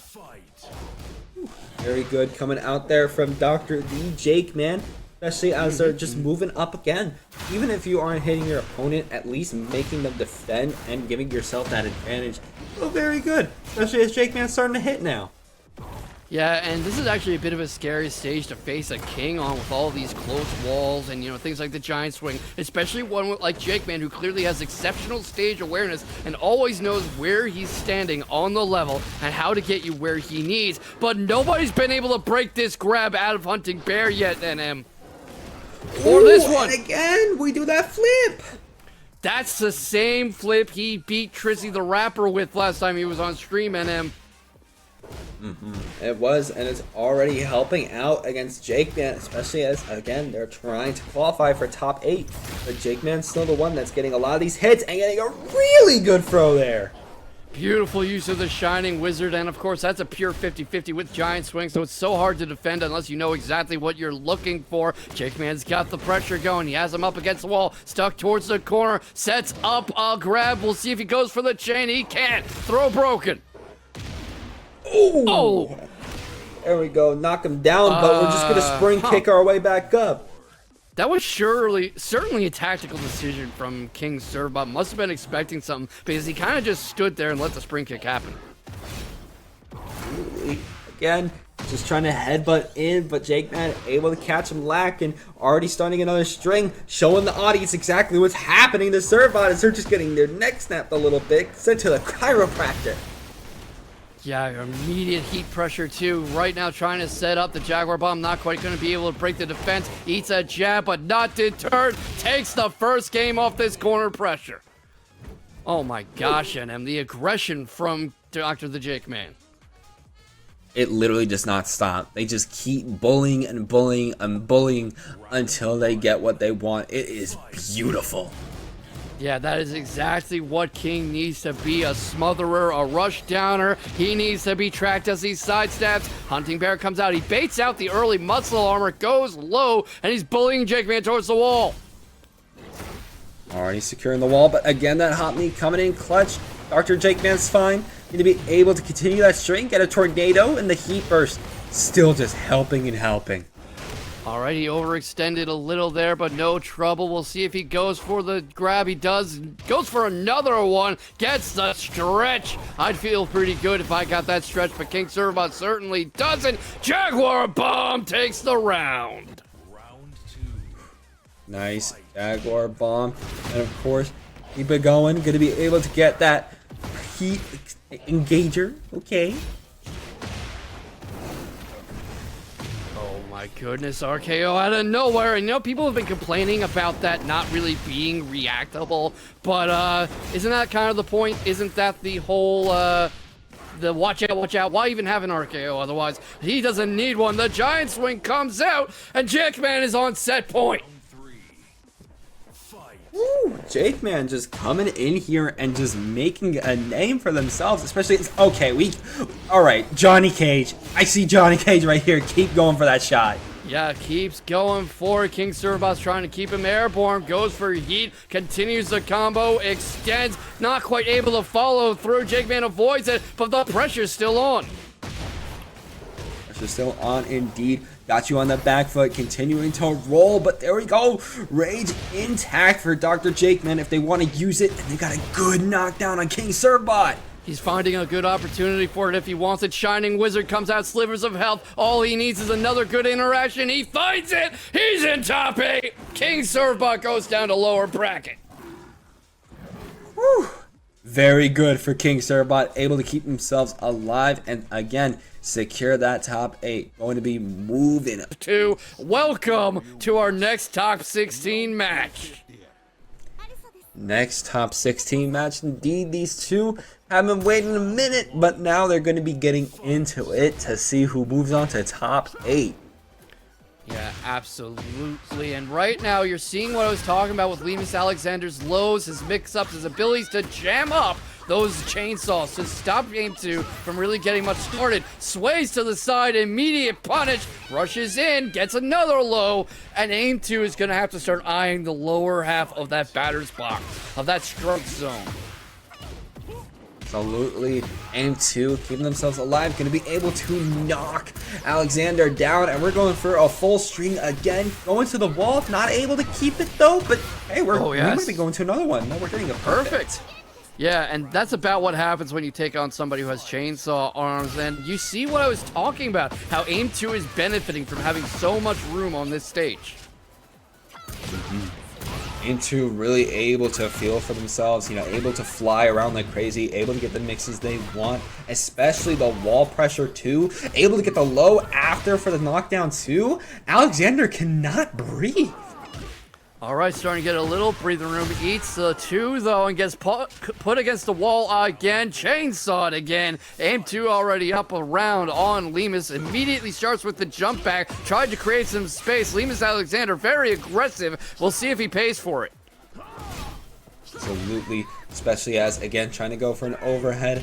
AimedTwo, what are we trying to find? Going for the 1-2. Still getting a lot of our stuff blocked. Can't even get the lows out. Can't quite get them out at all. You'll see LemusAlexander maybe going for some of them. Didn't really get a chance to there. Immediate launcher combo continuing. AimedTwo lets it drop, activates heat, tries to close the distance a little, trying to drive Lemus towards that wall. Not getting a whole lot of luck yet. Maybe doesn't even need it. Might not even need it. Wait a minute, we were running into the rage. Yeah, we were trying to do something.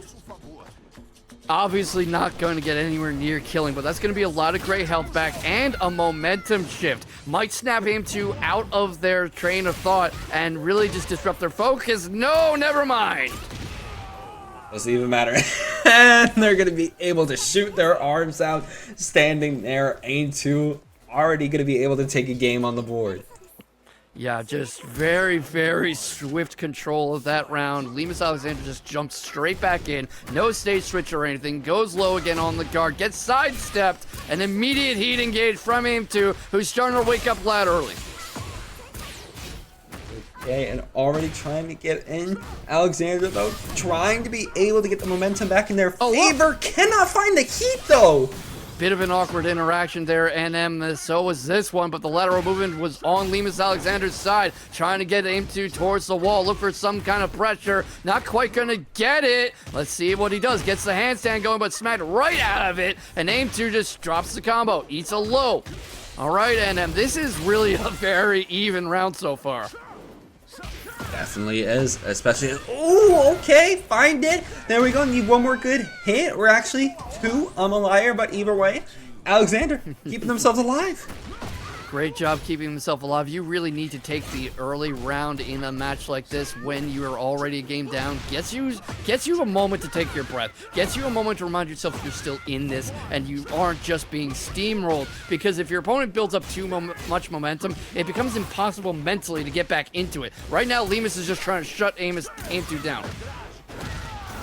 Ooh, nice. AimedTwo has 1 HP, and yeah, just get swept. All right, already LemusAlexander working on a no round brown, just immediate counterplay. The good use of the laterals, I've been pointing this out again and again, but both of these characters benefit a lot from exploiting that third dimension. Absolutely. And oh, there we go. AimedTwo finds a really nice opening. Going to be able to rush it down. Maybe trying to get to the other wall, but stopping a bit short. Not able to find it. And especially as Alexander, yeah, they already got you in another string. Oh, that is a long string too. Rushes in, probably anticipated a spring kick or something. That's why he backed off for a second there. When one didn't come out, he pounced, but it might have been a little early. Gets the juggle, gets the pressure, high wall splat, gets the kill, tight set. Gonna be the 1-2-1. Alexander definitely feeling good after that. Needs one more good win if they want to seal the deal for top 8. Yeah, that is a very, very close set already. This is going to be some incredible Tekken coming up. I wonder what AimedTwo might do differently. Round 1. I wonder the same thing myself. Because AimedTwo, they had a really strong start, but then Alexander was playing a much more methodical game. AimedTwo is going to be able to rush in again, get their chainsaws out, get their flight in, might make a difference. Yeah, you'll see if AimedTwo gets confused by all this moving around from LemusAlexander, but look at that! Lemus expected something, tried to activate heat, but he was caught trying to punish something that never came, and now he's against the wall. AimedTwo's not going to let this drop. That's the round. Round 2. Woo. Okay, again, very good start for AimedTwo, especially as we're already making our way back in for some lows, doing a little bit of a DP. Okay. All right, immediately closes the distance with these chainsaws, gets caught low, but is ready for the follow-up, gets the launcher, another wall splat, keeps him pinned up there, tries to stay right in front of Lemus, not give him any move to escape laterally. Not at all, and slide. Sliding? Yeah. I mean, I'm not really sure what Lemus was expecting there. It clearly wasn't that slide as AimedTwo puts himself on set point. The second one not quite as fruitful. LemusAlexander's trying to find a way to keep himself alive. Gets the low parry, continues the combo, activates heat NM. Whew. And again, they just keep flipping. Try to block out, but AimedTwo, they need to give this one last round, but Alexander doesn't want to give it to her. Not quite. Gets the wall pressure, immediate splat, immediate crumple, eats the spring kick, not deterred, gets sidewalked around, but gets up safe. Save right now? Are we going to stay safe? That's a big question. AimedTwo gonna be popping that heat. Already trying to jab their way out, get some chip. Chip gonna be actually going crazy there. Oh, look at that. He was trying to sidewalk there, but this time LemusAlexander expected it, caught it, but that rage art is going to recover so little. That's only a sliver of gray life. We'll see what happens to AimedTwo afterwards, but that's a lot of room to finish this off, especially with the last embers of heat. And trying to kick in, trying to get the head. There we go. AimedTwo's moving on to top 8. Immediate punishment. That was just far too little health to bring out that rage art. It felt like a pure desperation move. There was a moment. Put some of our best competitors down and is looking like a giant slayer. Let's see what happens. This is top 8 action in your breakout week. And JoeCrush haven't been back in Breakout in a little bit, but of course you can never count him out. He's always down. You know we got to start this off and call out that Juggernaut fit because that looks it's so clean. nice. It's so clean. Man, Jack has so many great customization options as we get a wall splat and a perfect round to start out. JoeCrush already mogging Donte the first round. Deleting the solar plexus, putting the wall gamma. How in charge Joe is feeling the fun. And this is the best zone to be against JoeCrush, the funny zone. The funny zone in the down forward too. That's pretty funny as Dante's getting pushed to the wall again. Puts it in, and he's put the stop. A great movement by Donte. Got to eat this mix. Oh, and step. Or what good pulling advance. Ooh. And yes, gets the whip. Uh-oh. Gonna set up some great Oki here too. Some DSS fun. No, Joe says 10 frame and I'm out. Yeah, you be out of there with that 10 frame heat smash. Drop the rail gun on him. Oh, one try to go for the low. Gets interrupted. It gets hit on the ground. Don't get up. If you are seeing opportunities for Joe to jab, put a 1-2 kind of interruption, then that gives you good opportunities for your character because you know you got to quicker jab than that. Absolutely. Yeah, shutting down Law is kind of the hardest part of studying. Yeah, and he can always get out because, of course, he can buffer slide if he gets put into crouch, just like we saw earlier in this round. Like right there, could have buffer slide right there and just slid on JoeCrush. Jump over him. Woo! And it's gonna We explode. get a floor blast. Oh my goodness, JoeCrush was waiting around for the bracket to catch up, but has not skipped a beat. Nah, Joe don't miss leg day, and neither does the tackle, but Donte was ready for a quick duck. The running, the setup, we make some noise. It may have been patched, but this ain't getting nerfed. Ooh, JoeCrush needs the nerf. 7 seconds. Yeah. Look Ready at to the slide? sets. Look at this Anna cosplay here. Oh my god! No! And like I said, Joe's having fun with it, and you can't ever get mad at that. But yeah, both of them just doing their little Anna impression, just crouching, looking for that mix. Absolutely. They just stood at each other menacingly. It's like a Wild West duel, but if you shoot first, you die. DSS setup takes the win. And Joe just swings with it. Oh, doesn't punish. It's hard. That's a gamble, kind of like Bryan checks. You got to see how many hits are coming. Mm-hmm. Caught on the string, gets interrupted. It ducks, but no launch. Yeah, great flash ducks, but maybe we'll call it an online miss. Yeah, you know, it's online tournaments. Maybe maybe your hand's sweating a little bit. You know, you didn't realize it before. The scoop caught him back into 3-2. Good combo. Joe setting up for it. Oh no, he's taking the full combo and wants to delete the gray health. This is smart. Right, Strategic. one touch. Yeah. JoeCrush coming in with the heat, can make it. Can also put a 10-frame trap because you know that heat smash will kill. Oh! It does it. It's not enough. The armor is not enough. It's scaled, but just not enough life, not enough left on the nunchucks. But you always have that fear, like maybe, just maybe this is the time you live with a pixel. And this is after the Harada's divine blessing of 20 extra health too. So, you know, this is. Oh, it gets hit by the nunchucks. Donte pushing it forward with the law. Great patience. Can't walk for it. Just trades corners. Trade positions. Oh, the tackle. It is hard because you just know oh, never mind. We set it up. And one more mix with the charge. He has been dead set on getting that to press. I don't know about Joe. Oh, missed the wall. Tornado. Pops Rage Art. Joe's gonna block this and launch it. Wow, that was a lot. That was a lot in a few seconds. Yeah, and I mean, like, it's got that good Marvel feel, you know? Every hit from Jack just feels like an A clap, you know? Almost like a Hagger running. And the thing about Joe is he's such a great guy. He's such a chill guy to talk to. You know, talk to him a little bit at Texas Showdown. But the way he plays does not reflect that, how chill he is. And I think it gets credence to, I think I saw a tweet someone saying, I think, you know, the most chill people play like the worst way with the worst characters.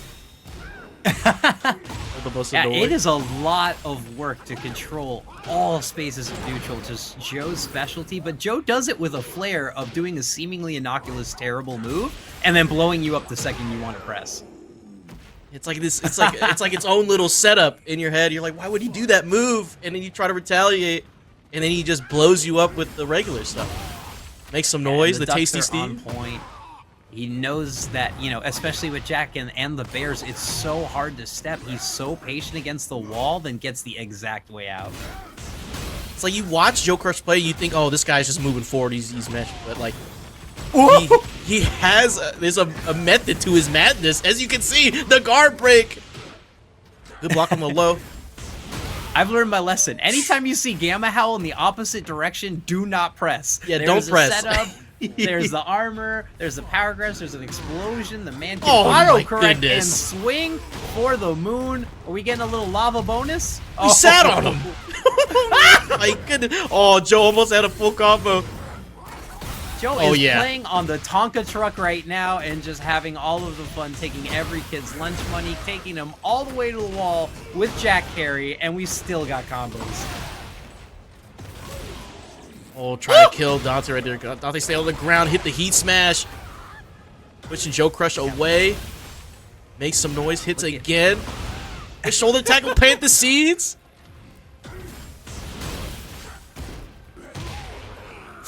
And easy low, easy slow. JoeCrush taking it and looking pretty convincing, showing us some tech. And also at the end there, kind of looked like a With AimedTwo as the pilot. honorary ass shout out. All right, this is my snarl gang. But I can't snarl. I love the tails fit. Always love it. It's kind of like AimedTwo's signature. And I mean, Tekken 8's been out for over a year now. All your top players kind of have a favorite fit by now. Absolutely. Dr.TheJAKEMAN always has this this little hat on King, just on the regular. I think it's preset classy to have a default with just one little piece of flair. Yeah, I like that. Honestly, I could see King actually wearing that. You know, maybe he doesn't want to get the sun in his eye through the mask. In on this action, AimedTwo is committing to the offensive second round after playing a little more defensively, trying to feel out JAKEMAN's timing. JAKEMAN just happy with the defense. Oh, nice, that wall rising move. Homing. Oh, giant swing. Gonna get this to the wall. That's gonna be massive damage. Both players not in heat yet. Still have it available. Breaks the throw. Icing. Oh, Get giant off swing the again. ground. Ran the movie twice. We got the sequel, but it's way better than Matrix Reloaded. I like this. You know what? I feel like AimedTwo is going to have a huge change no matter what this game plays out, because this seems like a downloading phase. The elbow. Oh, great shining wizard. The blue sparks coming out from Dr.TheJAKEMAN. Oh, run up. Giant swing again. Check the angles. But you don't want to give any Shining Wizard, player this kind of confidence. Every hitting just makes you want to do it again. Yeah, absolutely. Oh, heat smash. Doesn't go into Jaguar sprint. Ooh! Ooh, heat smash. Rolling forward. JAKEMAN not respecting destruction, but both are playing defensive rounds to start. Ooh, and the exploder kick. My goodness. And that's 3 rounds straight there for Dr.TheJAKEMAN. Feeling dominant, and they rematch immediately. This is a quick rematch. Oh no. I feel like AimedTwo is only going to do better because now, back against the wall, now we got to turn on that Alisa offense when AimedTwo is a little more of a defensive player. Yeah, AimedTwo been on the social media saying, you know, people told him that he plays annoying, and he's like, well, is it because I play Alisa, or do, you know, what about my gameplay is annoying? But Dr.TheJAKEMAN running in with the shiny wizard, the heat smash off the ground. Nope, throw break. Well, I thought I was gonna someone break the you're wall. definitely going to see in a bunch of breakouts and that you'll probably see in this bracket is CheeseYoni. And I'd say CheeseYoni is way more offensive-oriented compared to AimedTwo's Alisa. For sure, that's what I've been seeing. Oh, Rage Art. Oh. Maybe a misinput? I gotta put that one. Yeah, I gotta put that one in the misinput column, but gotta give it right back to him. I mean, that's one thing that makes me miss Tekken 7. There's optimal punishes, but sometimes you just want to punish a Rage Art with a Rage Art. Yeah, like let me just press. Let me press my movie. Let me press my movie like it's their movie. Alright, the lean back, as we used to say, the poor man's Lionheart. There, good punish. Running in with the leg. While running in. Ooh. Oh, the low parry into Jaguar Bomb as we go down into the depths of this Peruvian treasure. And a lot of wall blasts available. Dang. We started at Combo Breaker calling it the Shrine of the Silver Monkey. Every time you came down for the gold, shout out Legends of the Hidden Temple. And wall to Oh, wall. we got that carry. Yep, he smashed to secure some Oki damage and no breaks on Giant Swing. That's 3. That's going to put JAKEMAN on set point here against AimedTwo. What is he going to do? Ooh, avoided the stomach smash. Oh, nice little counter hit shove. King Shove. Secretly underrated, even though not underrated at all. I think it's one of his best moves right next to down forward 2-1. And that's going to wall splat. And new to step off the wall realignment. And it gets another wall on top of it. The sidewall would have fallen out, so he takes the wall blast. Oh, JAKEMAN looking optimized. What can Aim do? Life on the line. One more mix off the heat smash. Good block. Oh, now you gotta take the wood chipper, the chainsaws. Don't try to step away. It's the low again. Moving forward, pushes to the wall. And the low AimedTwo survives. That was a fight for their life. They're on top. All the robots got it down. Oh my god, clip that one. Good blocks right there from JAKEMAN. Try to run up, do another grab. Oh, the slide in. The counter hit. You get a launch and a wall blast for your troubles. Like I said, that download took 99.6%, but we still got it. It's still life. Oh, but Huge the elbow. momentum swing if he can do it. What a Oh, no. duck, stayed committed. Gets a launch with that down, full crash down forward 2. Push it forward to the wall, and we do get a wall blast. Oh! It's a swing! And I hit the wall and get 109 damage combo and finish it off with the alley kicks. My goodness, Dr.theJAKEMAN takes a 2-0 victory over AimedTwo. My goodness. You don't need a nerf king, you just need a nerf cats in general. I'll take the hit myself, but that was... But we got Ty versus Pling on top 8 loser side, round 1. And what is what is that? Yeah, you took the words out of my mouth. I'm not sure what the fit is. Good recolor for Ty. Is And it here Mojo comes Jojo? The layer. Oh! It might be Mojo Jojo. Alright, well... Easy 2-1 steps in the back one and just the pressure just came right after it. Sorry, not back one, down forward one. Ducks under jet upper in the shoulder. Pling takes the first round. Oh, shout out serve, but the bear run is over early and expected, but we love you, fam. Yep, love you, serve. G coming out, but Pling's got this launch. It's tied to the wall. Get this Oki. More damage, target the hypnotist. You can already tell if we're getting these launcher rips that early that Ty has already gotten the mix and has got a little bit of hesitation, giving Pling enough to step in, show a mid, and absolutely launch it. Maybe the customs throwing Ty off. You know? Oh. Ooh, the knee countering against the wall, and we adjusted for it. It is Just charge up with the hard. mid again. Mid and mid. Repeat offender Pling. No round Browns tie with a perfect last round. That was the fastest. I think that was the fastest game we've seen all stream. And this is, I don't know if this comes into training partners, Sidger, but I can tell you they definitely play each other a bunch, so there might be layers that we are not privy to. Oh, but of course, my Bryan goodness. things happening and getting launched out of it. I'm minus, I do not care. It's a state of mind. Tekken 8. Pling AOP'd over under Ty's Vulcan punches. And down for one. That was crazy. Oh, backflips into heat burst. To get a scaled combo. And stepping with it, here comes the activation. Pling is so a quick turnaround. What? A micro zip to side throw! And it leads to like perfect wall Oki. Oh Goodness, in the waiting mood, not broken. Pling gonna take this with the rage art. Watch this movie. I was gonna say, Ty absolutely had answers, came out the gate running, and Pling, the goddess of stealing that round back every time, didn't even need the 20 extra seconds on the clock.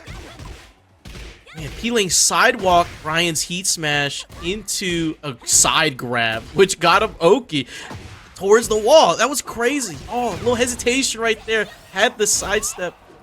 A little 2-1, but all match than the double back one. Absolutely a normal panic button for us. Absolutely an advantage for Pling. Oh, and the sweep. Pling set point. I keep telling you, the last 3 rounds were all ties, and it's still 2-0 Pling. What has happened? Parried it back. Parry. Good throw breaks here. Finish the string. 3+4. Pling is hungry right now. They are. Oh, never mind. Bryan is the rudest person in the cast. A nice wild rising one. Taunt setups right there. He burst. Oh, Good dodge step. the heat bus right there with the jet upper to finish it off. Tai breathing some life into this set from his side, but I can Peeling's tell you still from one round away. experience, that jet upper was a confidence booster. That was a, okay, I'm back in this, I know, and my buttons work. Watch out. Yep, rolling over, spring kick, catches the heat smash. Yeah, Peeling just shutting down anything that gets him off the wall, anything that gets him No out of it, and way. just selved it. RDSS, my life is over with the 4 press, and Peeling handedly taking, is that another no round, Brown? We're turning it to a no round kiss you. But if you're Bryan and you're doing combos, you don't need to worry about 20 health. You've got that in spades. Absolutely, and we got Divine Exorcist and CheeseYoni, the Claudio versus the Alisa. Now, while I think everyone talks about balancing and, you know, working on Alisa, I just think that Claudio is slipping under everyone's radar. It's not that he's broken or unmanageable, it's that I just don't think he's getting looked at in terms of adjustments as much as other characters. Yeah, I mean, they just gave him the, here you go, have a spirit gun that you can charge up, and that's it. That's about it. That's all he got.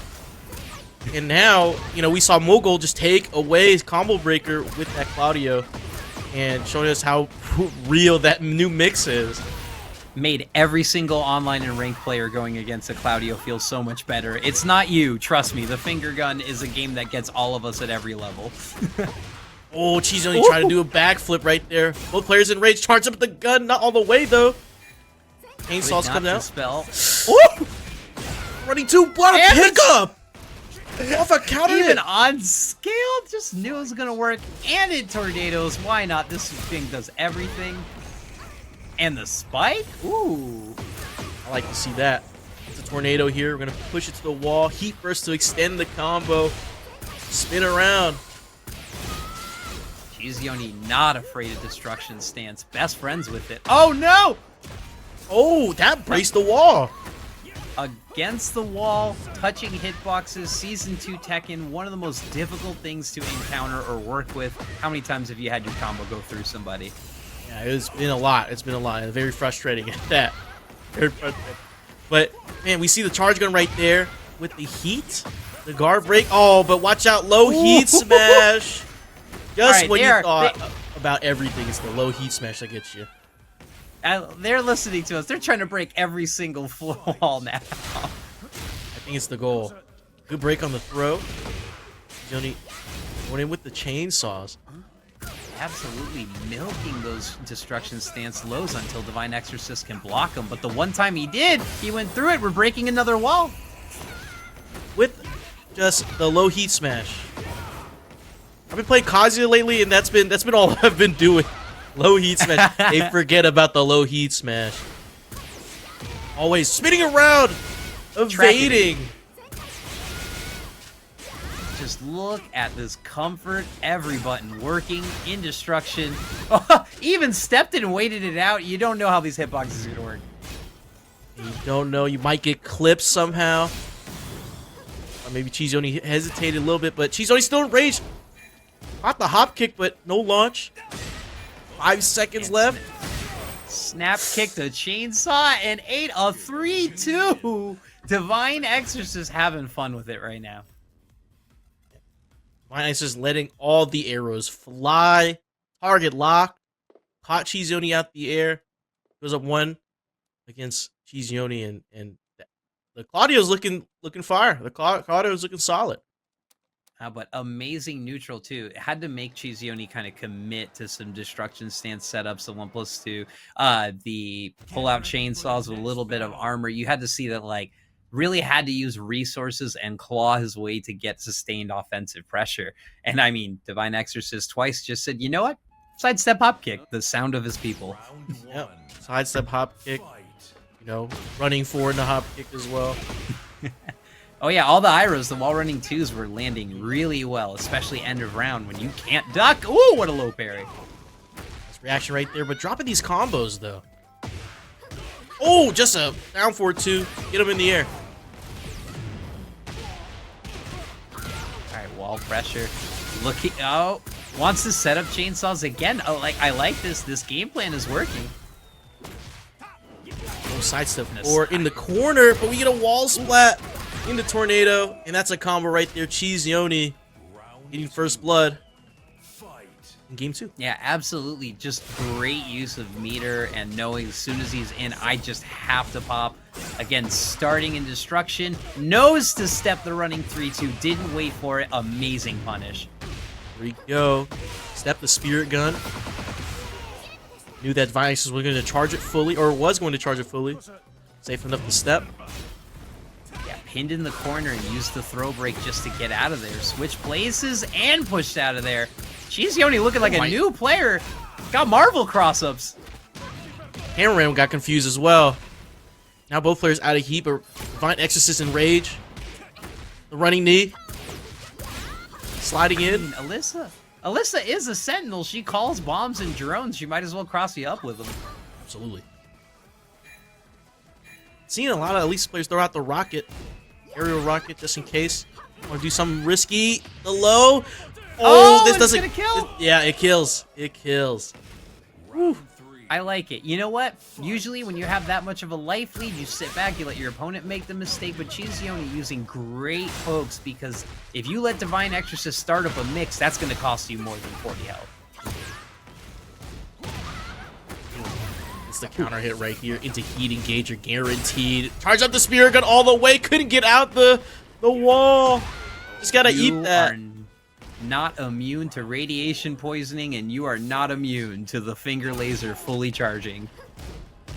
And it's just in the windup on the move, the charge up like that. Oh, it's just hard to react to, or hard to just determine whether you should step or not, or just eat the block. K-Dash is calling outside interference, but this is a no-rules match. I mean, if we can pull out a missile and a rocket launcher and 3 swords, I think we can have an alpaca hold a man down. Yeah, you know, if Claudio can, you know, get some of these exorcism powers, a Mike Tyson tattoo, and able to fly around with these arrows, I think everything's fair game right now. I think everything's fair game. In hockey and NFL, the referee is a part of the game. If it somehow hits someone, it's a part of the game. Oh. Nice running 2. We are on set point now for Divine Exorcist, but what can CheeseYoni do besides pull out the chainsaws? I mean, I'm seeing... pulled out the chainsaws. Yep, just pull out the chainsaws. Honestly, stick to what works. Ready in, little down jab. CheeseYoni's been moving around a good bit, but, you know, not afraid, but hesitant to try to retaliate against Divine Exorcist, as we see the rocket punch right there. Gets a wall blast. As we move from wall to wall. That's a great extension to get that carry. Oh, and the 2 catches it. Uh-oh. We have 20 seconds, and I feel like we're going to go to the edge here. This could be it, or this could be the opportunity CheeseYoni needed. The heat smash for the pressure, eats the low mix again, finally blocks the low. The gun again, has to take some chip. Run in 2.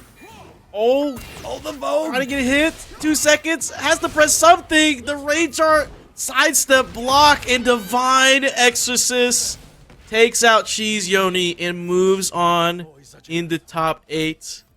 GG's to CheeseYoni. Prolific, you know, with opulence. I don't know what this one is.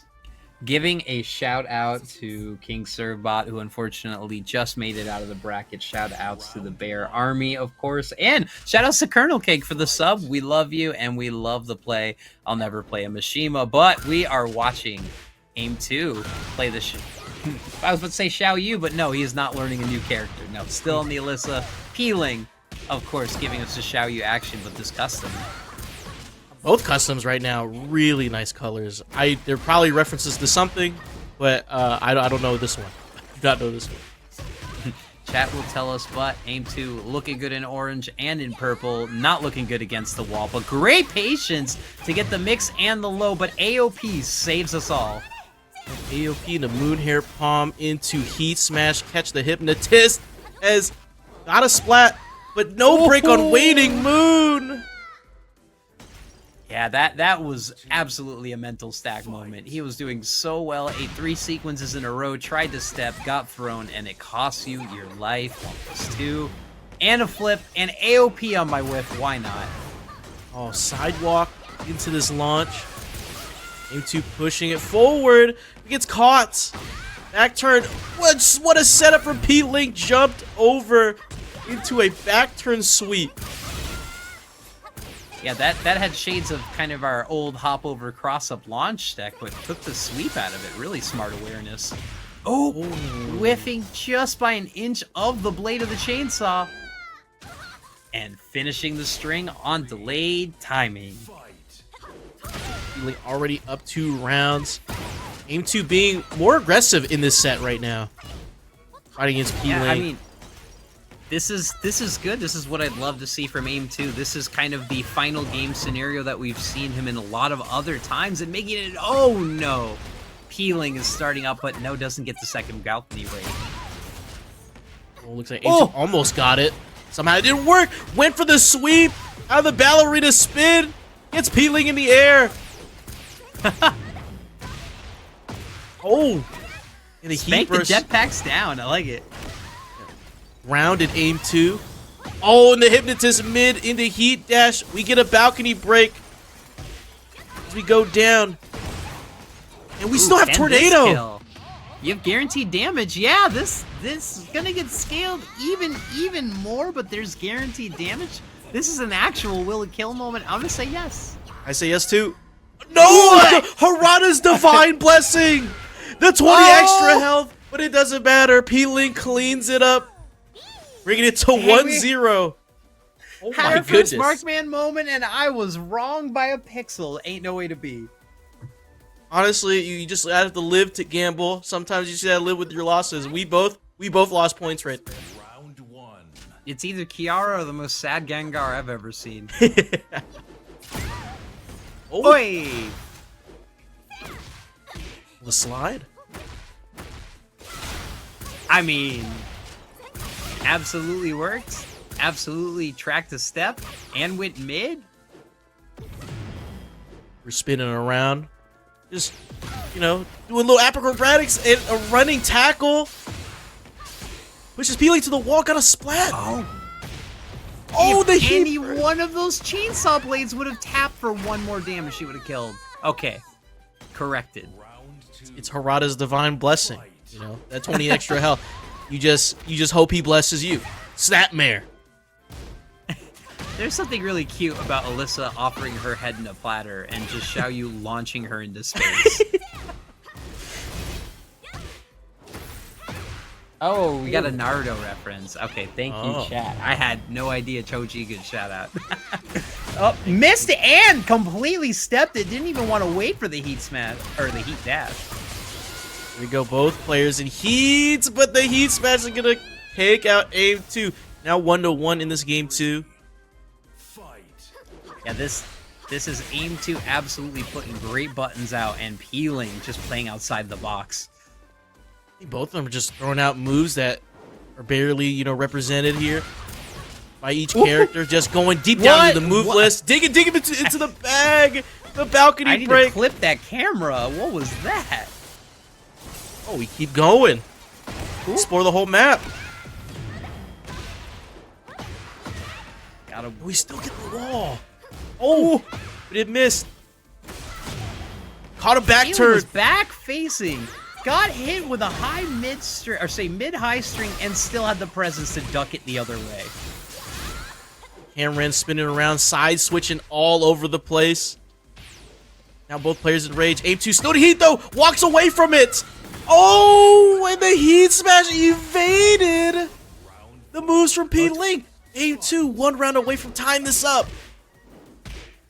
Absolutely wonderful ducks. It reads. I was just gonna say, and it was right and the step back runs, and What? now AimedTwo has hit that almost every round. Got the low wall splat and still was able to get the wall blast off of it. Both players still in heat. Chainsaw hitboxes staying out forever, saying the next hit, getting poked. Oh, have to punish with the grab off the power crush. No Double break on snapmare. snapmare. Final round. Just a All sick right, name. this is set point for Pling. But this is like AimedTwo's like favorite place to be. I get to swing chainsaws all day. We have 3 chainsaws out already. Yep, Pling might go into Hypnotist just to charge up a little bit of the heat gauge. There it is. AimedTwo using the heat move. Attacking in plus frames. Oh, the heat smash caught Pling. Pling and Raze got hit by the low. Try to back one. Wow. AimedTwo read it. Just stepped it, gave it the mid. The chainsaws have been working. The dive is 0 on block. Broke the throw and set up more on minus. AimedTwo absolutely just hitting another layer. Then that's what you got to do to get rounds and games on Pling. Now, of course, we're gonna get a stage swap, maybe a costume swap. Maybe that costume wasn't working, you know. But man, the adjustments AimedTwo made. I mean, both players just throwing out random moves at the move list. Some moves I never see, and sometimes you have to play that unpredictable game just to add some mental stack towards your opponent. And what I like from both these players is that what I learned from, you know, people who compete a lot. They told me this, and you'd rather just die pressing, you know, instead of just sitting there and blocking. You're just gonna lose. So might as well throw something out. And if it works, it works. In this case, AimedTwo got it in. You know, we saw all these different flips, avoiding AOP, forcing the whiff punish. I mean, it's just a lot. Yeah, and we'll come back to that conversation because that brings up some great points I had from Speed Kicks. But we'll come back to that because this action has suddenly turned itself around. AimedTwo is slowly figuring it out, and don't give him more rounds. He's only going to get more data. And also another good fit from Pling. Yep, it's Mrs. Puff from SpongeBob. Gotta get your boating licenses. Throw break right there. Now in the heat smash. All right, AimedTwo so patient and usually with a quick walks out of it, but new to press out. Look to just set up a new neutral and got everything he wanted. The spike. Ducked under. That was twice he needed the second hit to go off, and it didn't. All right, jab moment, save the onlineness. That was the most online round we could online today. Absolutely. Counter hit trade. AimedTwo pushing the initiative, but AOP just ducks under all of it. Gets a floated combo. The spike Pling is catching on to this low timing or the delayed low timing, because if there's something advancing across the screen, Pling is ducked almost every time. Oh, just raw destruction stance coming out. Using the heat smash. Hacking on the plus frames with the chainsaws. Duck the grab. Try to grab right back. The grab's broken in the hop kick. Caught Pling back turn. Diving forward. Floor is purple. Oh, spike down. Now let's see what Pling can do with this. Oh, never mind. We're going to call that an American reset. Go, oh, sidewalked again. AimedTwo has a combo and is now on set point against Pling.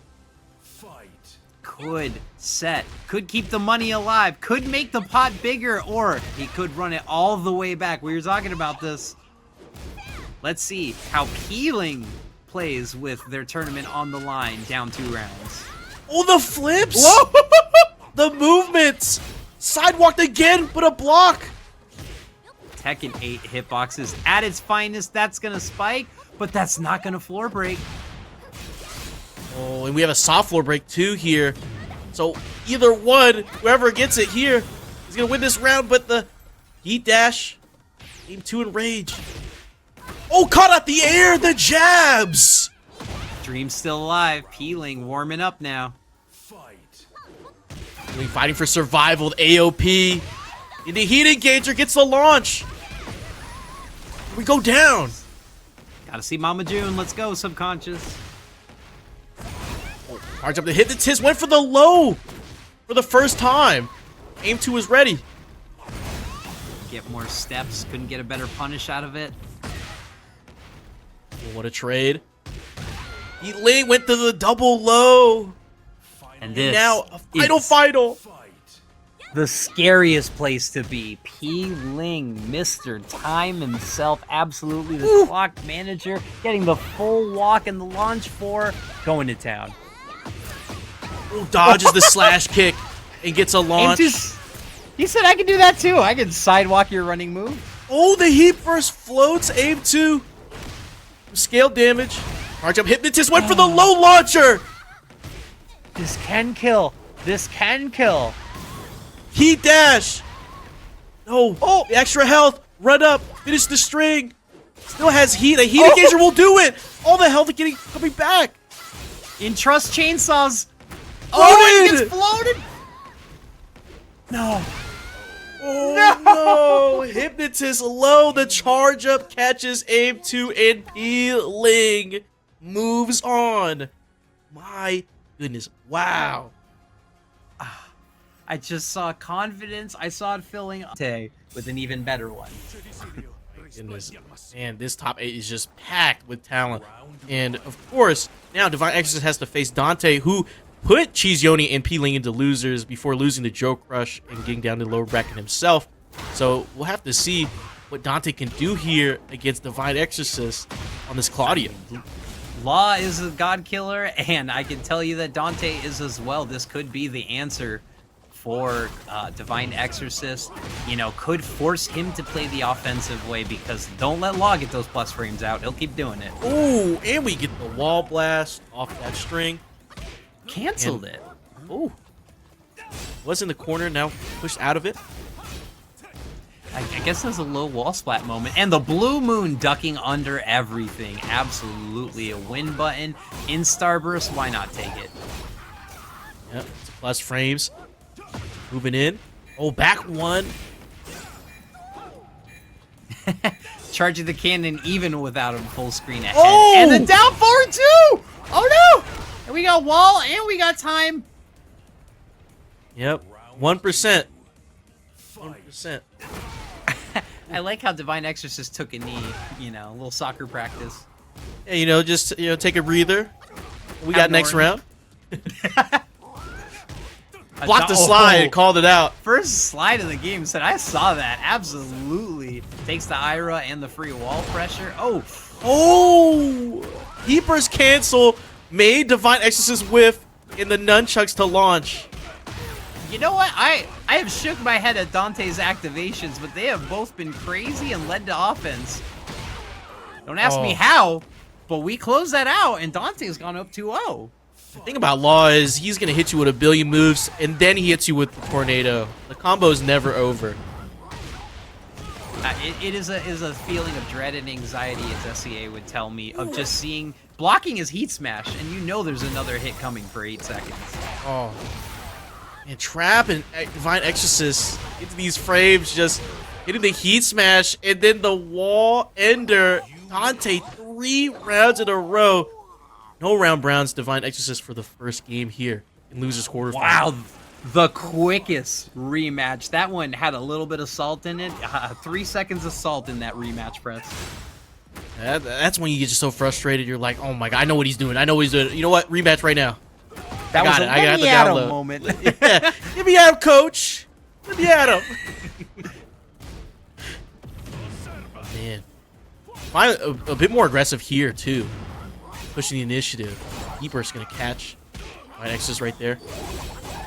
Heat smash. Eat that mix. Oh. I think he was looking for a DSS setup, but he absolutely got a float on it. Oh, no break on the throw. Crouching in his face. Oh, floats out the air. Blue Moon gets blocked. All right. Yeehaw out of the way. Break on the low. Oh. Moving forward. The homing move. Oh! Got him with the rage art. Donte. Hang on, we got 2 seconds on the clock. Let me tell you, Divine Exorcist running in like a madman. Let's go. Oh, but Donte says, I'm running in first. Smart. See, again, everyone thinks play conservative. No, be in charge. Shout out to Yui Stacks. Thank you, Yui, for the raid. Welcome, Yui's viewers, to top 8 of Breakout. Yo, Ui was the hypest person Sunday combo breaker. You can ask anyone, or you could just text Twitter. When y'all got money matches and Black Pharaoh won't shut up, he was looking really quiet. Man, Black Pharaoh, ended up at Texas Showdown. Man, it was one of the funniest guys I've met. Oh man. Loudest man as possible until he's playing JoeCrush. But in this action, Donte is getting handled by a Divine Exorcist round. That would be a Claudio round where every running move works, and then it's just plus wall. Oh, ducked over the homing move right there. Low parried the low. Divine Exorcist finding some life in this set. Pushes Donte to the wall. Oh yeah. Oh, the low store is closed. Yeah, we talk about unseeable lows all the time, but somehow these top level performers just know how to block them. Back flips, got caught back turn a little bit right there. Trying to down forward 2, but the blue moon's gonna send him up. That was crazy. Divine Exorcist knew that the knee was the only punish for that. Oh, and the Ira. Just hitting. Okay, Divine Exorcist woke up. Donte just needs to get back in control of this offense. You cannot let Divine Exorcist dictate the pace. Ooh, a little power crush right there. Knew it. Called it out with the grab.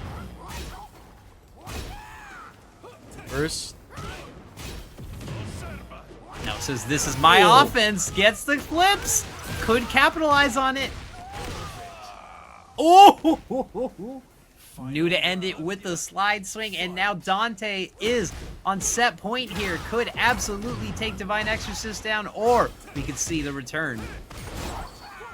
Donte winning these rounds with perfects. It's incredible how he's being able to just trap Divine Exorcist in all these little frame traps, just pushing the initiative. But Divine Exorcist has had enough, pushing Donte into the wall, trying to kip up, but that's not gonna work. Oh, in the knee. Gosh, that knee, and especially in an end of round situation, you'd see that knee 3 times against the wall until you realize I can step or interrupt it. But it is so hard to deal with in Divine Exorcist and the quick rematch. We are not leaving Midnight Siege. We're staying on this stage. Try to go for the grab, heat burst, just right away.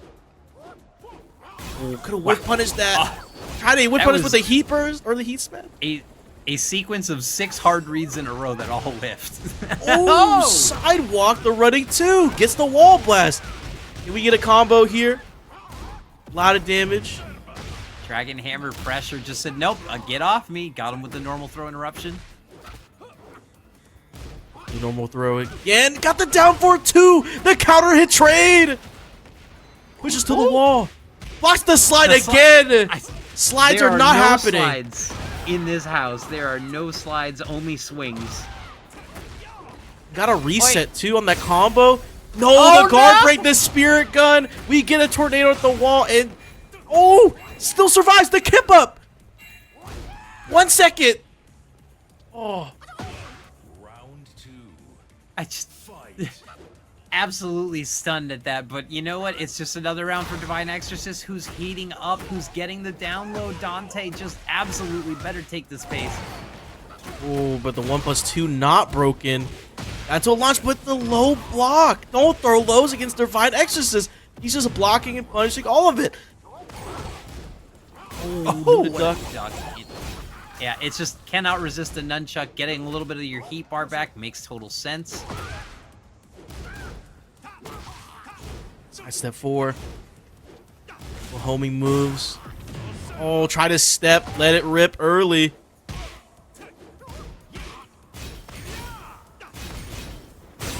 More guns, but the guard break here gets a wall splat. Oh, the rage arts. I do not want to play this game, he said. And He said, he's "Stop still it." gonna have to give him one more for it. Let's see what he does, but the low store has been close. So you gotta think Dragon Hammer? I say go for the slide again. No, try to do I'm a Dragon. And Divine Exorcist says, watch my movie as I go up to set point. Just ran up, said, you're gonna do it, ducked it, and blew it up. Divine Exorcist reading it now, and all the pieces have come together. Set point, run it all the way back. Do some homing moves, some steps. yeehaws from Claudio. Safe down forward 2. No, we got to take risks here. No lows, all risks. Honestly, you just gotta start gambling. Heat smash. Donte heat smashing again. early in these rounds. Oh, pressure it. Putting every button on the table so that he can't use his heat or any of his starburst tools. Smart stuff. Even got rid of the starburst. Oh! Gets the counter hit launch. Moving forward. 15 seconds. The down forward 2. Donte stays alive. This man is magical. He is real. He is Bruce Lee incarnate. Those reactions doesn't matter. Oh, didn't break the throw right there, though. Oh, try to power crush. Gets caught. Caught by the gun again. He said, I'm not getting full charge, and that was right when Divine let it go. Nunchucks heat smash. Going in. Oh, the heat dash. Let it rip. As they get to the wall. It's going to be so much damage. No, drops it. Tried it. I'm a dragon again. No. And Divine Exorcist makes Donte pay and eliminates him from the tournament and moves on to loser semis. Shout outs to Donte. Honestly, someone who came in, stepped toe to toe with everyone. Is going to have it on this big match here. Oh, we're just going straight into JoeCrush and the JAKEMAN, Dr.theJAKEMAN. Yes, Scott Summers, thank you. Oh, yeah, Scott Summers. All right, so JoeCrush and JAKEMAN, you gotta think that they play a lot. King shove twice. That felt so nice. And then with a 4-4 neutral 2, and Joe looking slow, looking for a quick 2 to get out of there.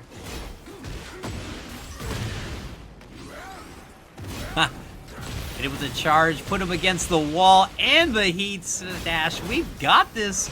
JAKEMAN said, I'm just going to use this mix too. Down forward 2, couldn't confirm the second hit. Went for the harder, and he said, no, I'm not going to get embarrassed with that full run. Seed planter, every single trick was thrown out in 5 seconds there. Yeah, shout outs to Crab. Peak matchup indeed. And I love it. The shove is just doing work right now. Jake is showing everyone why I hate that move.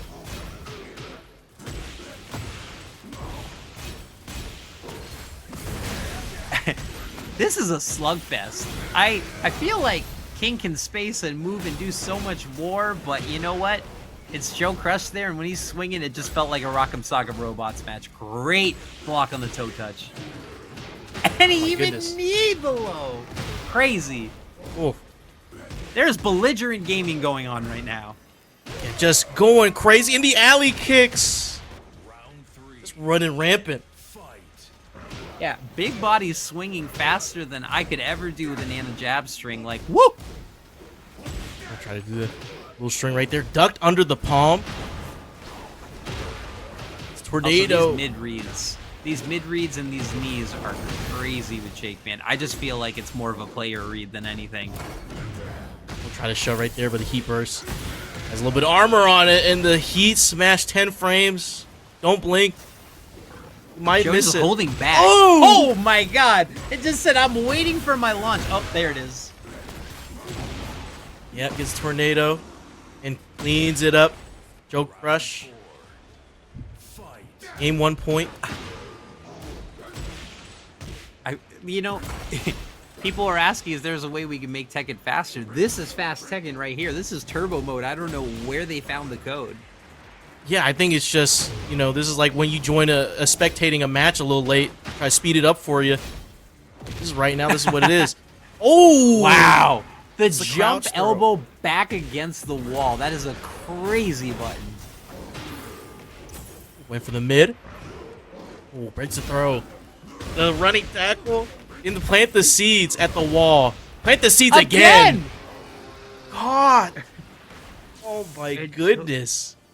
And it's crazy too, because when you get hit with Seed Planter, your brain just says, get up as quick as possible. Maybe you can still punish it. Maybe you have time. And Joe said, no, that's a setup.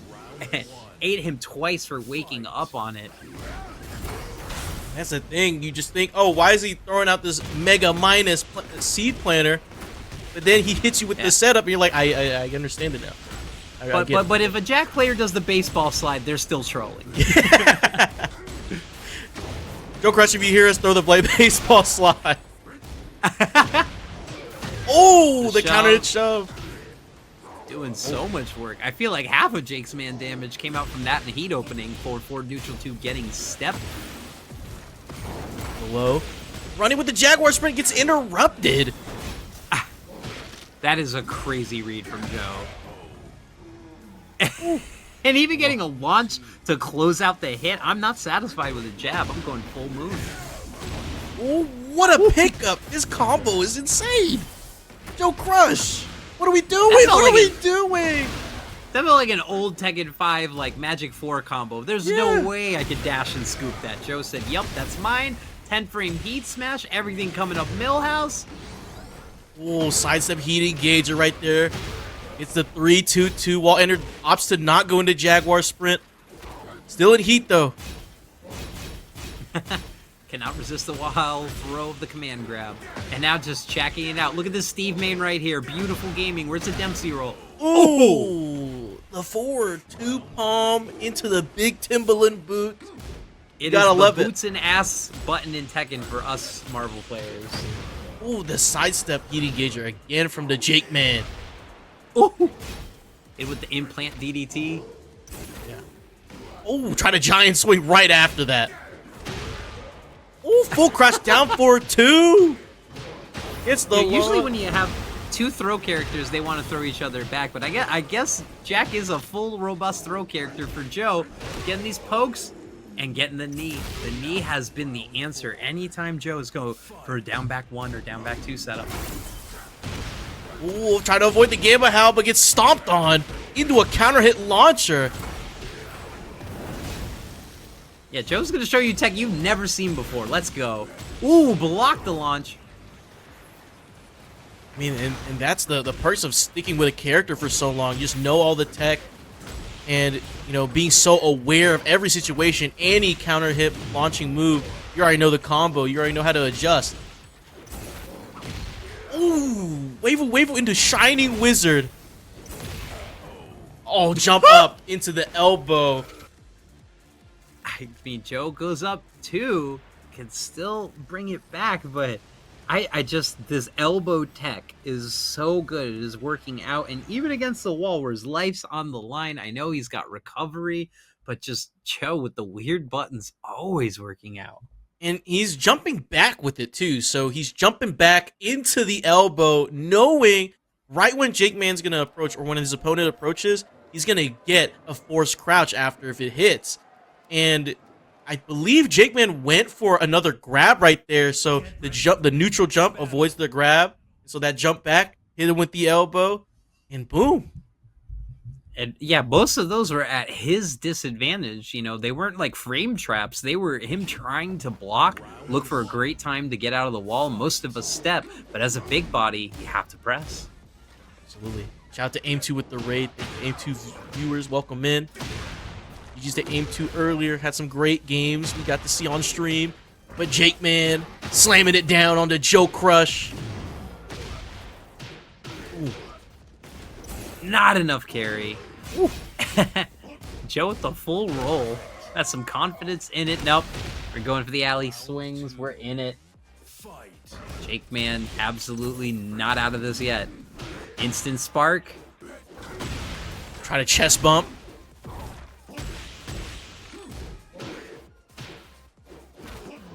Yeah, forward 2. I've seen people hit confirm that like crazy, but he's landed it a few times now. And when you really see JoeCrush, you know, slow the game down by just doing those little jabs. Jabs into lows. You know, just testing their opponent right there. Throw out a down 4-2 or something. Oh, good block, no punish. Oh, grab. Okay, JAKEMAN. Yeah, interrupting timing was basically what this game has been. Just JAKEMAN placing everything. And the throws feeling like magic. The switch from low highs and a big crushing knee mid. JAKEMAN's warming up. Puts him in the same situation. Takes the alternate route. Doesn't want to take the rolling death cradle, which JoeCrush was ready for the first time. Old muscle armor into the elbow. Heat engager. Went for the empowered Jaguar sprint mid. Little lows right here. 1 pixel in the chest bump. No round brown. The JAKEMAN has arrived, putting 1 on the board against JoeCrush. Let's see if he can tie it up. Instant rematch. We not changing nothing. Yeah, JAKEMAN just liking the fits, and JoeCrush enjoying France or maybe the boat. Little action. Yeah, go back to that king shove. Go back to what works for you. Oh, low parried the stomach smash before neutral 2. He first brings it to the wall. Oh, Gamma Stomp. Ducked under the guard break in a full crouch down forward 2. Pushes to the wall. Ooh! Even trading the shove. Okay, there's the jump away from the wall. Didn't work this time. Got punished. Wall standing 2, 1+2, getting the wall splat and the side carry. This is crazy. Putting on pressure. Here's that jump elbow again. Stay ducking into the while standing move. My goodness. Watch this movie. Yeah, usually you'd see JAKEMAN try and realign and kind of set up for better wall positioning, but he was also in that sweet diagonal spot to do an infinite combo. You kind of saw he wanted to do it again. Well, before neutral 2 action again. Ooh. Strings. Oh, down for 2-1. Doesn't hit confirm it, but when it's blocked, he knew it was going to hit on the second hit. That's crazy. Oh, hit the blockable. Lay it down on him. Oh, God, the counter hits. A whip shove into a launch tornado bait. What is happening? JAKEMAN just turning it on. And now, this has been a momentum swing. We're 1 round away from being 2-2. What's going to happen? My goodness. Right now, JAKEMAN has won 5 rounds straight against JoeCrush. But JoeCrush not going down lightly. Gonna try to protect this lead. Try to make it into grand finals. Breaks Shining Wizard. Ooh. Oh, the low parry. JAKEMAN pushes it to the wall. It's a low wall splat. And have to deal with it. Counter hit for neutral 2. Oh, the low. JoeCrush stabilizing the ship, but again, this is JAKEMAN controlling the offensive pace now. This is not about reads, this is about putting the boot in you-know-where. Oh, almost got a float combo right there for JoeCrush. Good punish from JAKEMAN. Muscle armor gets interrupted by the low. Breaks giant swing. Was stuck in between letting it go and punishing it or waiting for another hit and just got caught in the middle. Ooh, got caught by the low. I get caught by that move so many times. Flat throw breaks, muscle armor. Crouch low. Oh, again. Oh, down for a 2-1. A counter hit. They have to spend heat. You don't want to die with it. Oh, we got the wall, but diagonal wall saving live, and JoeCrush turning it around. Now he's on set point. JAKEMAN, can we keep it? Set point for JoeCrush, survival point for the JAKEMAN. Gets the armor move into running Jaguar sprint. The elbow. Running forward. The shove. Counter hit gets a wall splat. 3-2-2. Running forward. Could be alive. Eat this mix into heat smash into eat this mix. No the jump breaks. The giant swing's gonna kill. Ah! JAKEMAN has tied up winners finals 2-2 against JoeCrush as we go into a final game to determine who will go to grand finals on the winner's side. Snarl Gang, if you are here, let's hear it for JAKEMAN about to bring King Army all the way into grands, or are we going to see another thrilling run back? JoeCrush, just ready to mog. Yep, just trying to mog, and it has been in some incredible sets. JAKEMAN just caught on fire, hit 5 rounds in a row against JoeCrush when it looked like JoeCrush was, going to take this, nice cruise into grand finals. JAKEMAN said, no, I got a shove for you. I got down for a 2-1. I'm ready. Get ready for the next battle. Chat is going off. Chiropractor discourse. Some some love for robots and some loves for balancing. And also, shoutouts Booster Blast, you got your main. It's Armor King time, as we got Armor King Light, as we like to joke in our community. Ooh. Man.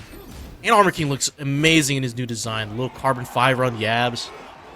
More fire, more dad, more action, and everyone looks great in T8. Oh, stuffed it. Didn't even want to play that game. Made with the muscle armor. Got the crouch throw from JoeCrush right here.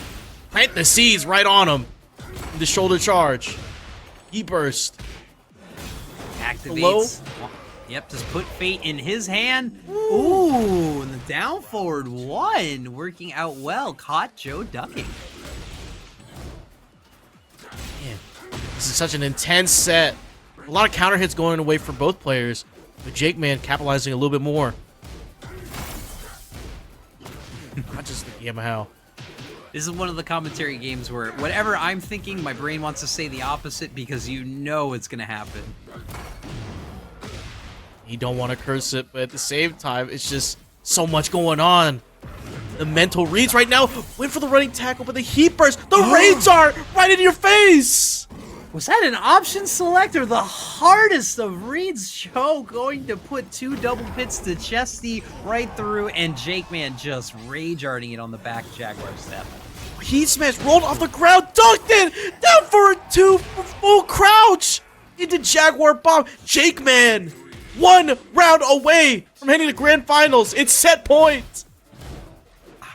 I don't know. The shove going to what works and interrupting. The down cancel. Oh my. Knew there was a button press. These layers. Joe read it. And JAKEMAN ready. Oh, in heat. As homing throws. The heat smash connects. That's 64 damage. Joe's life is on the line right here against the wall. Getting jab pressure. Oh, whiffed. The gamma. The bubble.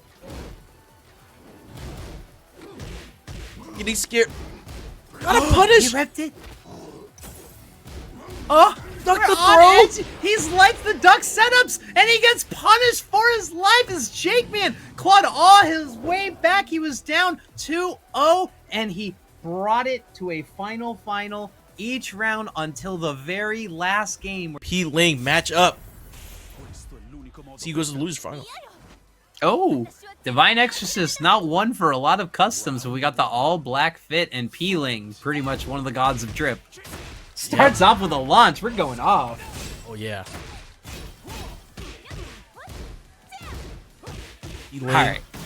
In the SpongeBob spirit, Patrick from the SpongeBob movie, with the legs, Keep the fishnets. dashing the Circle of Judgment into an immediate low parry call out. It might be coverage on movement, but that was sick. Whoa!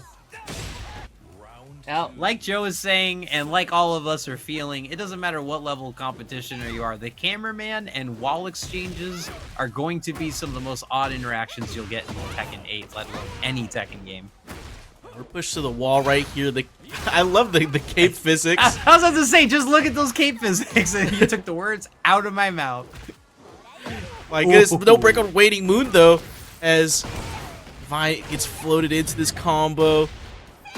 Pling pushing it forward.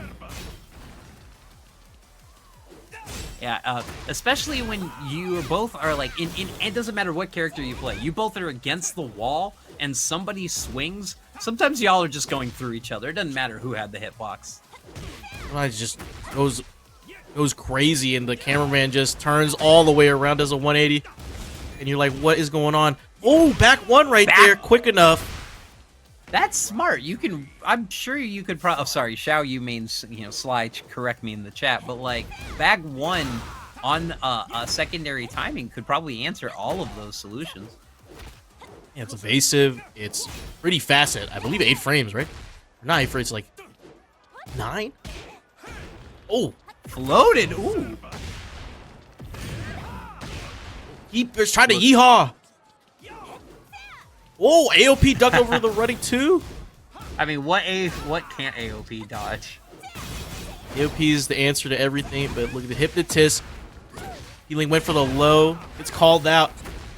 Divine Exorcist gets this launch, gets the wall. I don't care if it's a fuzzy or a hard read. Divine Exorcist with the low block, some of the best you'll see in NA, and the Blue Moon going too far. There's the break. Ooh, the petty low. Divine Exorcist. Yeah. Especially against Peeling, I don't care if there's 10, 5, or 2 seconds left on the clock. Divine Exorcist would rather be in control. Absolutely, as we get another guard break from the gun.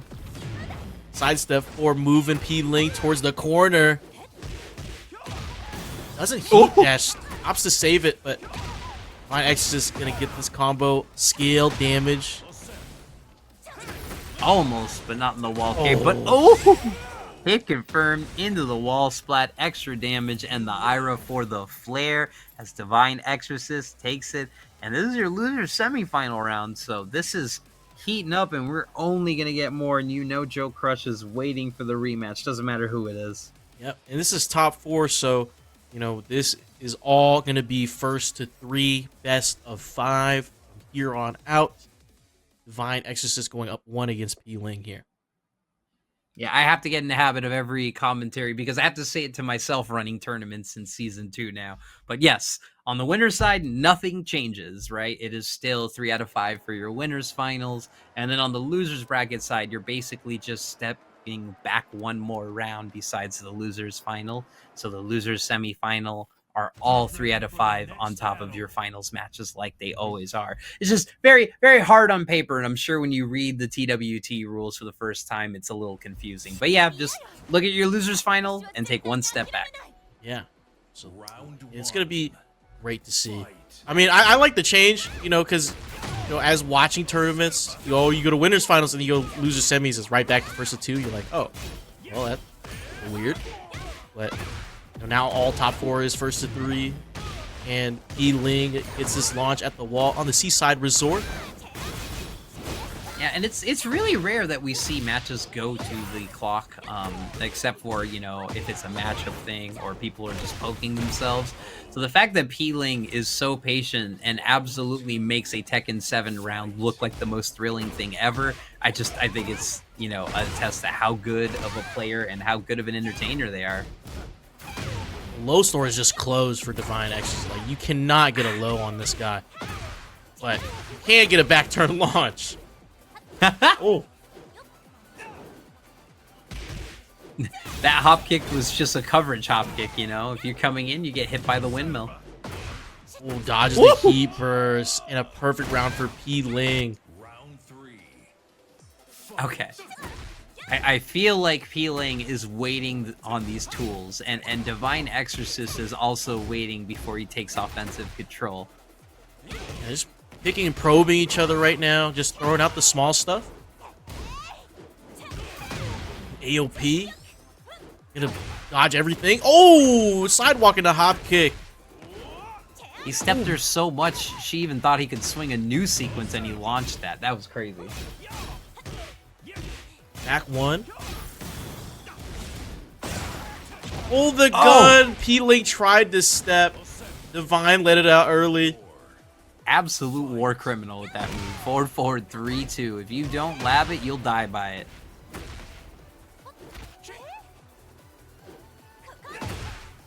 Oh, the hop kick. Catching the whiff off AOP. Oh, dropping combos. Just reactions just to see an inch of a whiff, know it's gonna whiff, and absolutely blowing it up on the first possible frame. Here's the wall setup, and here's one more mix for you. Got multiple steps in and knew this time. Just going mid. AOP ducked into it. And Pling ties it up 1-1.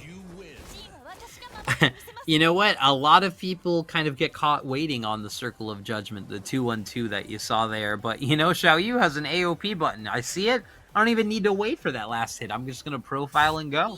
And it just shows, no matter how much you study and how much you get used to frames and the way this works, still characters with movement tools like Xiaoyu's just break your thought process. Yeah, and it's just a lot of these tiny little pokes. You You know, I've always said Xiaoyu is a death by 1,000 cuts type of character. And you just get so annoyed getting hit by some of these small things that when you try to go big, try to fire right back, you just get AOP'd and launched. Yeah. And I also, this is a great time to point it out. Shout out Breakout Academy. But when I'm telling all these kids about, you know, how we think about offense, a lot of people are, of course, thought about big damage in launchers, but you need these pokes. This is damage you cannot get back. That down 4 may not seem useful, but it opens up your offense, it opens up the small Tekken game, and it's usually not recoverable health. Yeah, and it adds that mental stack towards your opponent because he's like, oh, well, I got to watch out for that now. Or if they choose to watch out for it, or they choose to just eat it and try to block something better from your character. So it's just so much to think about.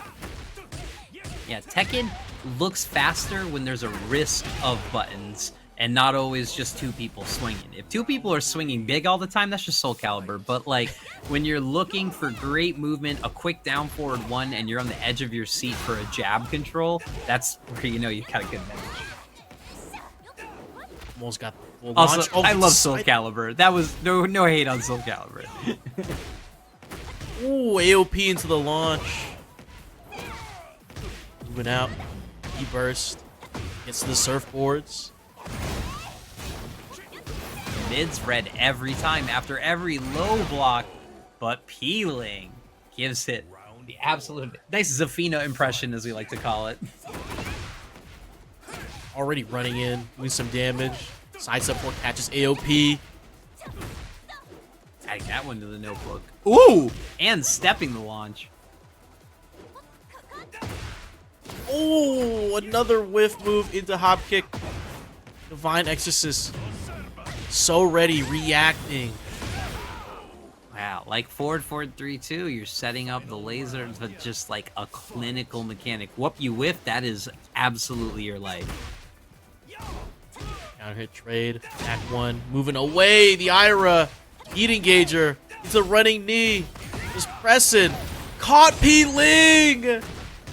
Peeling didn't think he would end it. He was looking for more offensive opportunities, but Peeling is on a deeper layer, and Divine Exorcist was just ready to end that round. Really good stuff on both sides. This is hard to call. I don't know. It just feels like who's feeling their offense in between each and every round. Yeah, and even though Peeling was winning some of those for early rounds, it still felt like Divine Exorcist was in control. You know, just knew that when Pling was going to throw out a move at an AOP or just throw a move out in general, just backing up just a little bit just to force that whiff and then punish it with the hop kick. And we even see, you know, he just protect himself by just hop kicking just in case Pling decides to just go on just immediate timing and rush in. Yeah, I'm seeing such good coverage from Divine Exorcist for AOP options, but I think Peeling is doing more and is better served using these options of movement for offensive pressure rather than avoiding and blowing something up like he would normally do against most other players. Oh, just like that. Yeah, just like that. AOP gets away from Divine Exorcist and gets a back turn launch.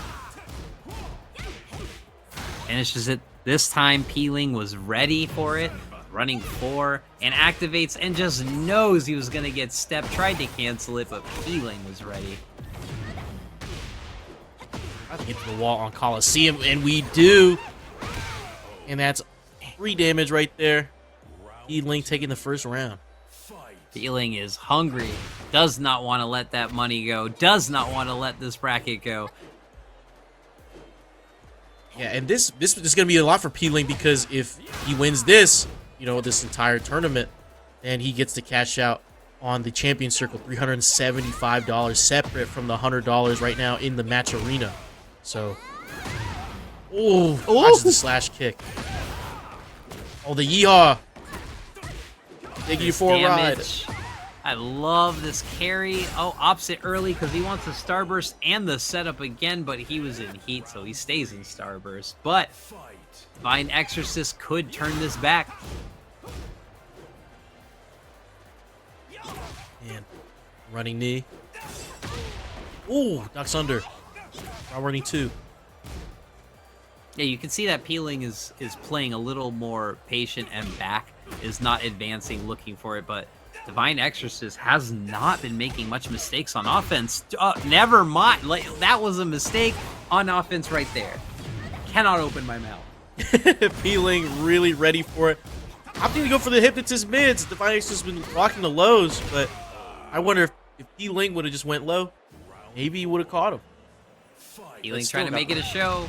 Bring us to a final. The auto combo ends it quickly, gives him Starburst and a Yeehaw immediately. Ooh, with the Heat Burst. Oh, the AOP! Dodge it all! Even a normal duck, that was a high string. Oh, caught the mid. Got a Hypnotist. No break on Waning Moon. Gets a launch here. He sets up with it. Great timing change this time. Goes for the flip, but Divine Exorcist knows it's his turn to start up. Oh!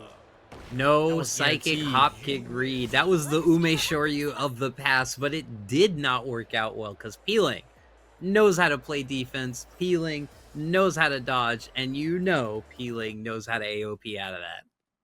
Absolutely. And now we got a final game here in losers semifinals. Who will go and face Dr.theJAKEMAN in losers finals? And we'll just have to see who comes out of that to face JoeCrush. Dr. Senior. Oh, sorry, Dr.theJAKEMAN. Sorry, JoeCrush. Esquire the Third. I got that wrong. To face JoeCrush to get to Dr.theJAKEMAN grand final. That set's still in my head. Crazy set.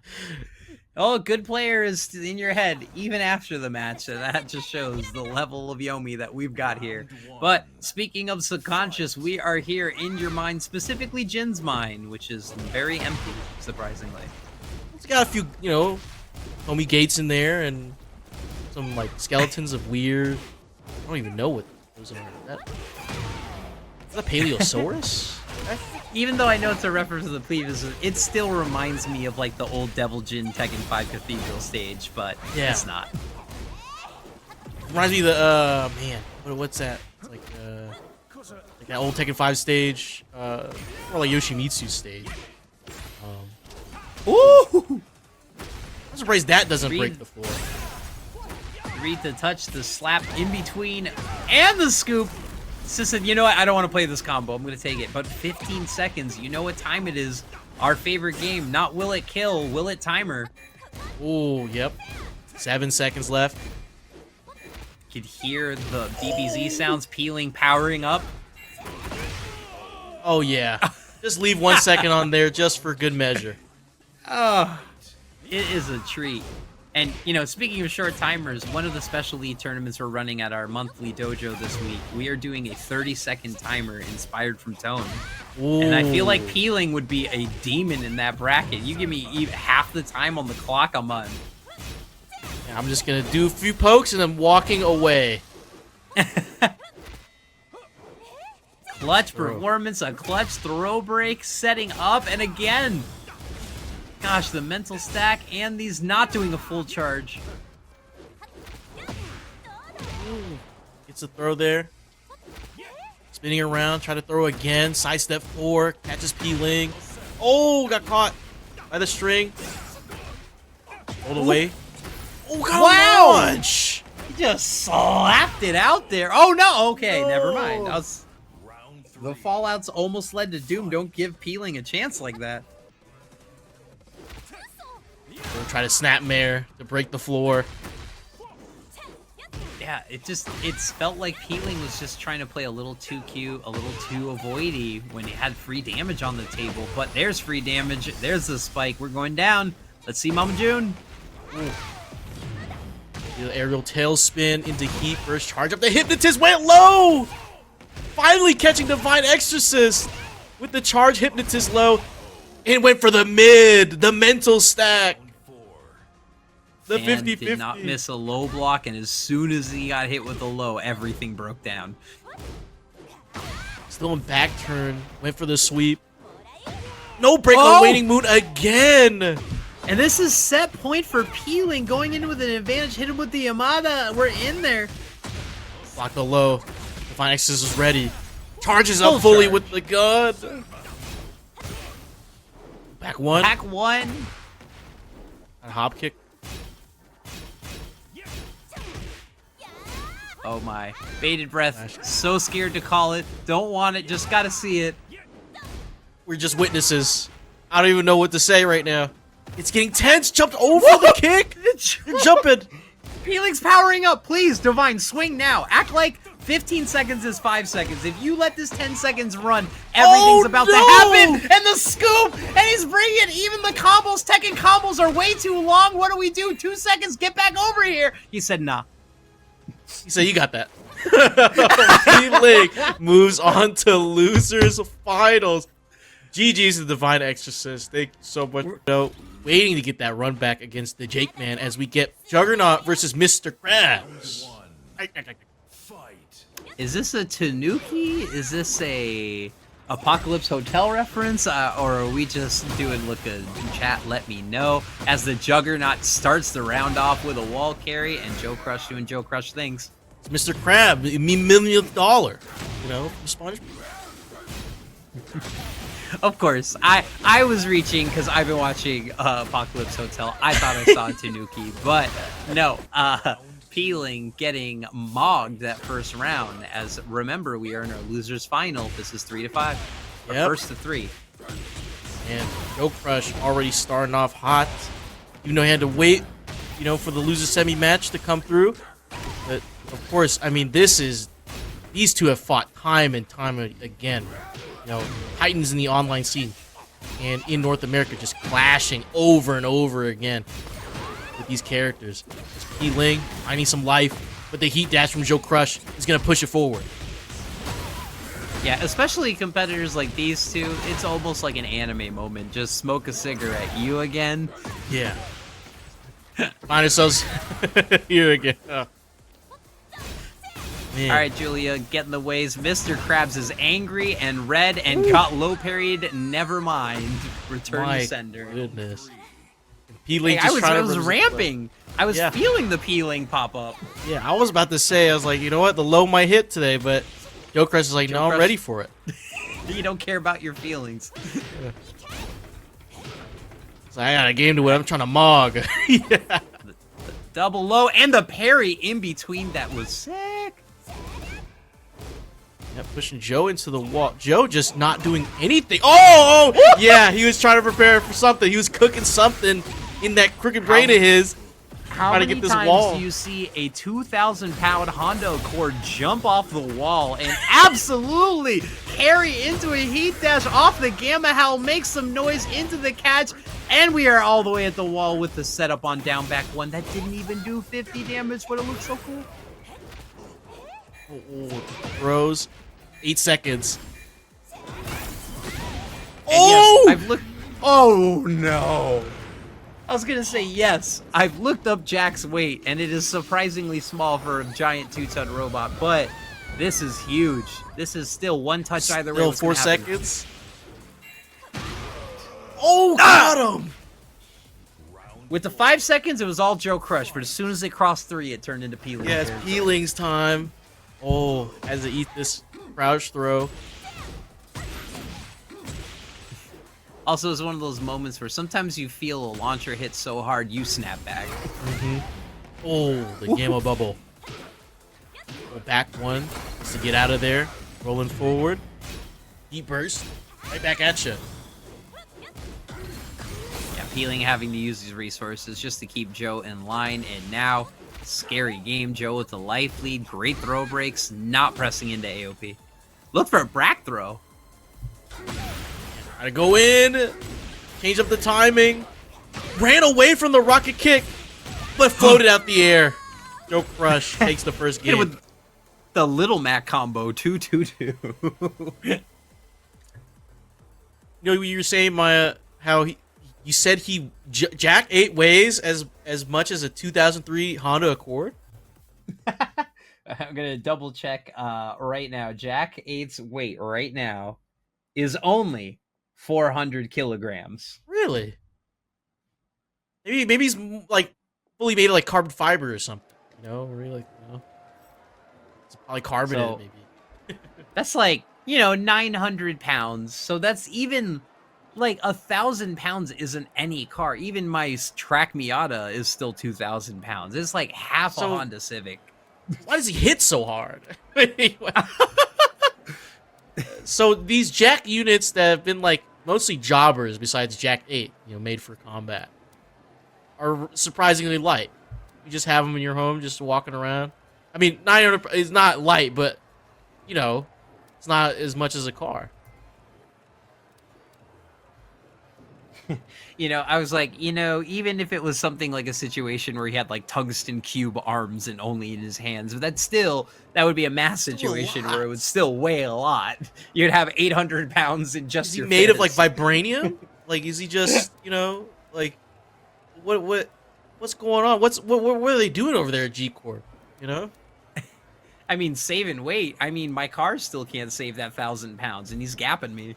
You know, now that you say that, what car would Jack 8 turn into if he was a transformer?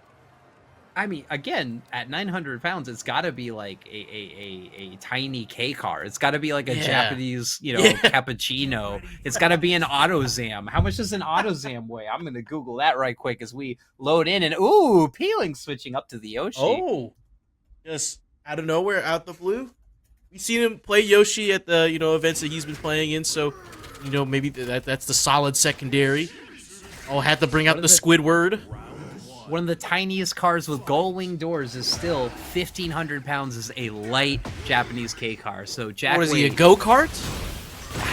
Jack is never skipped, I guess, leg day and maybe a little bit of diet day. Down forward 2, safe and working the Peeling switch. Oh, With the a bad poison breath! spit. My goodness. Breaking it through the armor, healing up. Throwing the poison spit again. Ooh. Oh, caught back turn. What? That counter hit trade did not work for Pling. The spike and the wall adaptation. Really smart just taking the heat activation. Oh, getting the hit and the follow-up, but that also can lead to a full scoop combo like we saw in that nasty combo with Fallen Destiny. Ooh. Hot. Pling trying to do some Yoshi shenanigans. Oh, dodges to make some noise. It's the flash. His little wall spin. A low parry. The duck into the low parry. He's reading on all cylinders here. The spit, not waiting for it. The 1+2, not ready for it. Put another in the chest and the jab control. Oh, it's the heat smash. Oh, didn't get the wall, but the bad breath again. Oh. Oh, couldn't dodge the heat smash. 10 frames was floated. He ran down and chased him with that heat smash too. Oh, Just ran up and after the charge. I thought that was a punish, but Peeling just wanted pressure. Just ran up and did it. Oh, the make some noise hits. He's trying to do some setups. Joker's like, no, get over here. Oh, that wall breaks. Wow, look at this. And he gets a splat on it, perfectly placed and adapted twice. Ooh, the bad breath. Heat burst.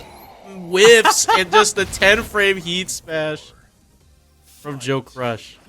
You know how Law flicks his nose before a rage art? You could always tell JoeCrush flick the nose and then hit the heat smash. Had all the time in the world. Just a string good punish there from Pling. The make some noise is the best gap closer we've seen from JoeCrush here. And timed it perfectly to not get hit by the poison mist on those last frames. How many of us have gotten a dash block killed on that? It's adjustment from JoeCrush. Said, okay, just throw out the poison mist. I got you with the make some noise. Oh, forward 2 into boots. That's the heat dash. Gets floated out. Didn't wake power up kick. crush it, just fist shoved him backwards. Got these flash ducks on the poison. Samurai cutter just set it up. A little bit of frustration. Just say, all right, fine, I'm gonna go in and do it. but he still has to get another mix. Yeah, eliminates the gray health, gets 14 health back. Oh, and spinning around! He pressed against the only answer that would save it. What a move, Peeling. Charging up the breath, just mixing up the timing. These two are playing a different game.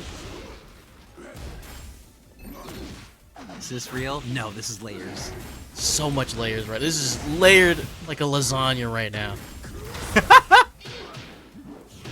This is what Tekken 8's vision was right here, right now. Yeah, this is Poison Harada, Mist Gamma Howl Rory, spacing like it was a Hatsu's NetherRealm vision. game. Like, look at this. Like, what are we playing right now? We're just playing a little keep out with these these moves. Oh, but Jak 8 is the zoner character, as close as we can get to one in Tekken 8, and pushes Pling to the wall. It's a wall splat. Honestly, that felt like a Pokemon battle for a short round. JoeCrush with the life lead. Peeling just needs to start the offense. That's a way to do it. Can we Tekken 8 combo float? Get the health. He couldn't get enough. Couldn't get enough. Pling wasn't enraged. It was a floated combo, so the scale damage. JoeCrush got out of there with the health lead, and now is up 2-0 in losers finals. Pling has to, get out this and try to think about what the next move is.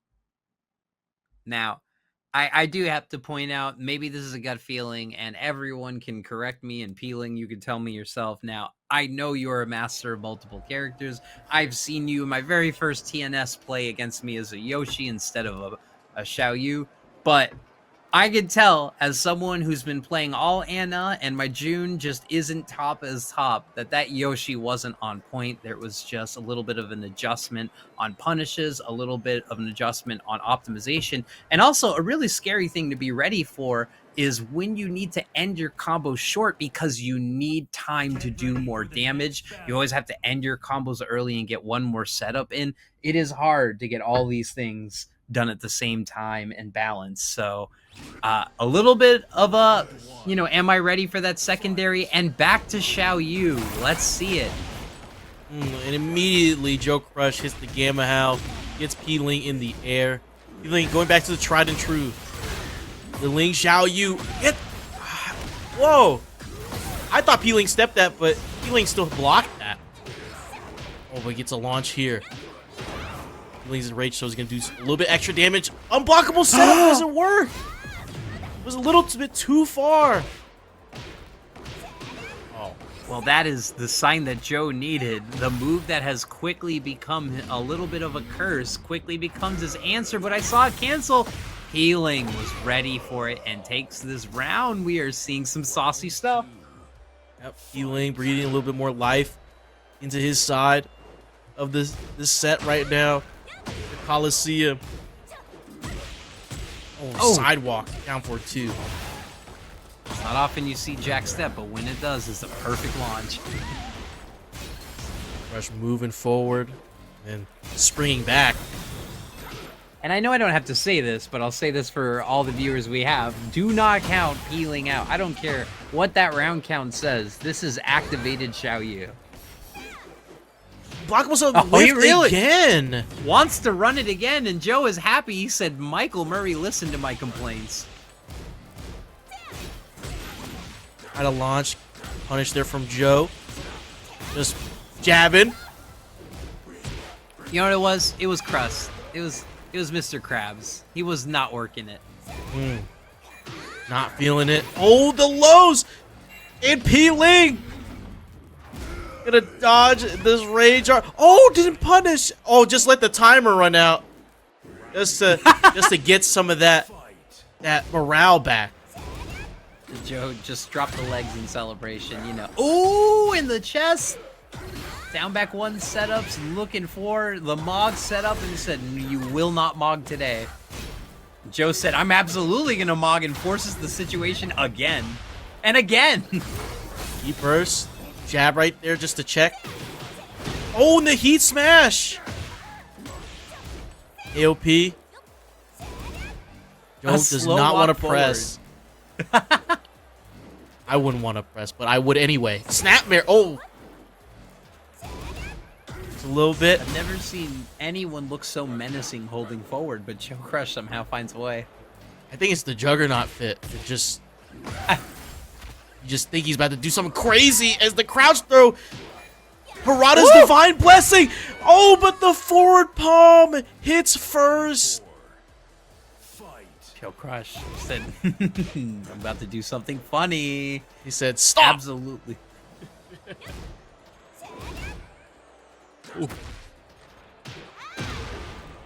Low pokes, little Bryan main action going on.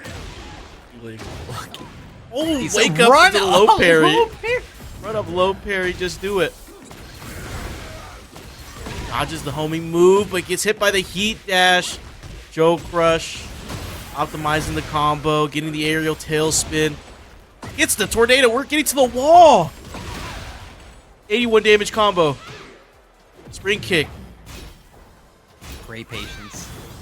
Just has to burn it, has to keep the pressure up, even it out. And JoeCrush being very patient, just what you'd want to see. Oh, jumped Oh, over! and the cut! Pling! My goodness, with the rage arts! I can't believe this. I can't believe this at all. What a sequence. I just had to hold my breath, because if there was even a speck of life on that table, you know. And Pling, even when you think he whiffs, he's doing the slash kick, he goes into AOP, he's just a neutral jumping and just dodging these lows, just making you just guess, like rethink your entire life up to that point. And now has put one on the board against JoeCrush. Yeah, he hit him with the KOF short hop just to get the low and the kill and everything on it. That was crazy. That was absolutely crazy.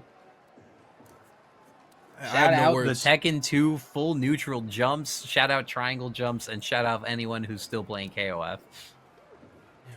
And Maya, you said it the best earlier. You just can't count Pling out. Like, you know, the round count at the top, it was 2-0. Pling just, you know, did some shenanigans, did some AOP, spun around, did a backflip, neutral jumped over a low into a sweep into Rage Art. Yeah.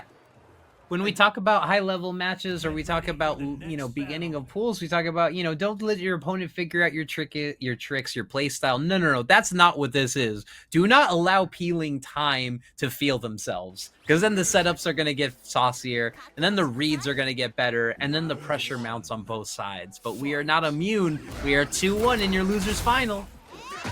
Yeah. Oh, whiffs. Oh, gets a little punish, a whiff punish into a small combo. Drops it though. Yeah, big setups there, but look at the back four pressure, and the Gamma Howl was just waiting to get through. Moving forward. 10-frame heat smash. You just gotta be ready for that.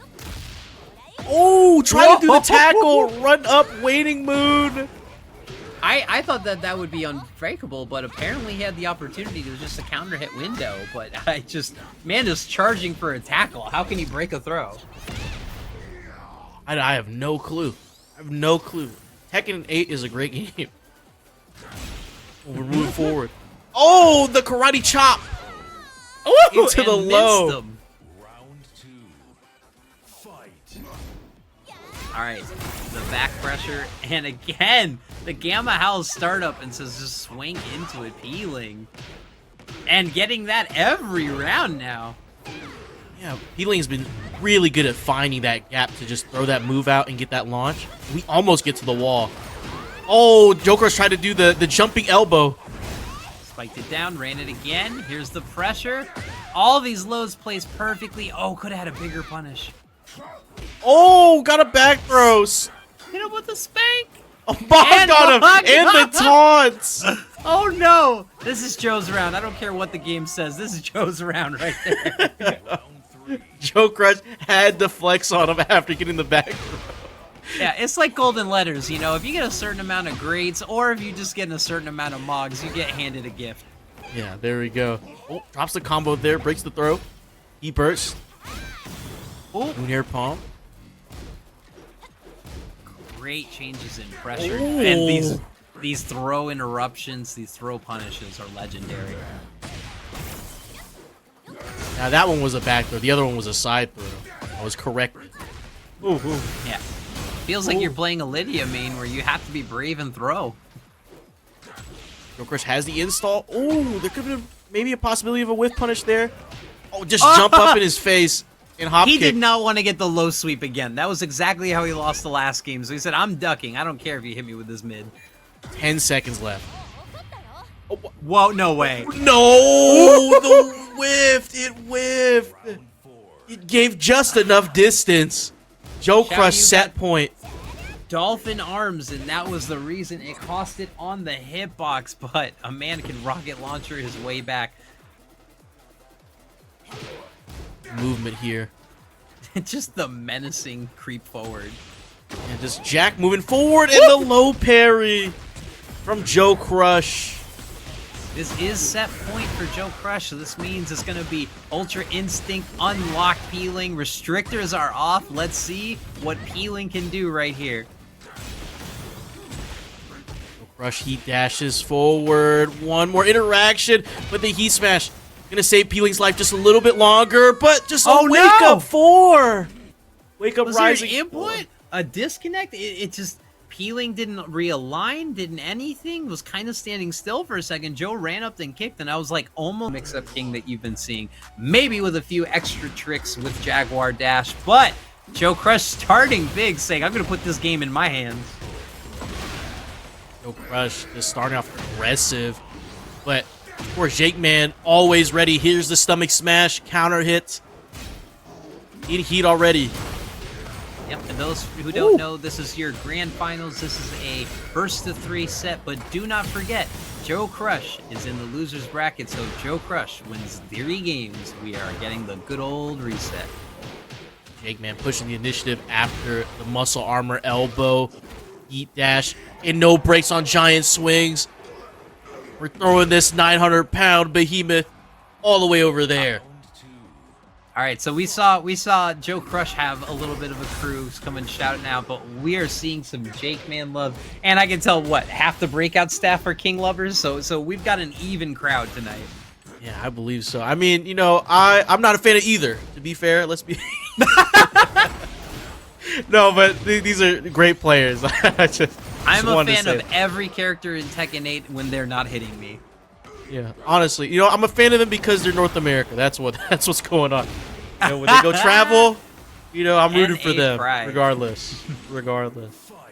All right, we want flags in the chat. JAKEMAN taking 2 quick rounds, but JoeCrush absolutely turning it on, giving it the American shoulder charge, but JAKEMAN not missing throw breaks. Yeah, and it looked like JoeCrush had the beginnings of these rounds, but JAKEMAN just comes right back. Already up 2. JAKEMAN has been really riding well with momentum. Like, JoeCrush has been making great reads and great defensive pokes, but just when JAKEMAN gets the ball rolling, everything hits. The stomp on the ground. Ooh, What a a little duck. micro duck. Load again, just gonna even out. The shove, and then the low parry. JoeCrush not out, ready. Man, it's like Joe wants to set you up to do a low. He's just like jabbing in your face, like do a low, and then low parry. Right there, boom.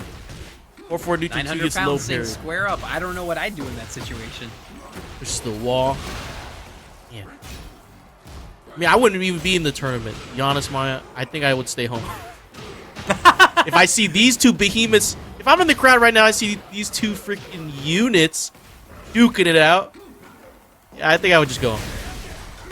A guard break. Remember, in story mode, both of these guys lose in the early arena round, and I'm just like, y'all couldn't beat Reina? It's the Mishima bloodline. It's the Electrics. Oh, wait!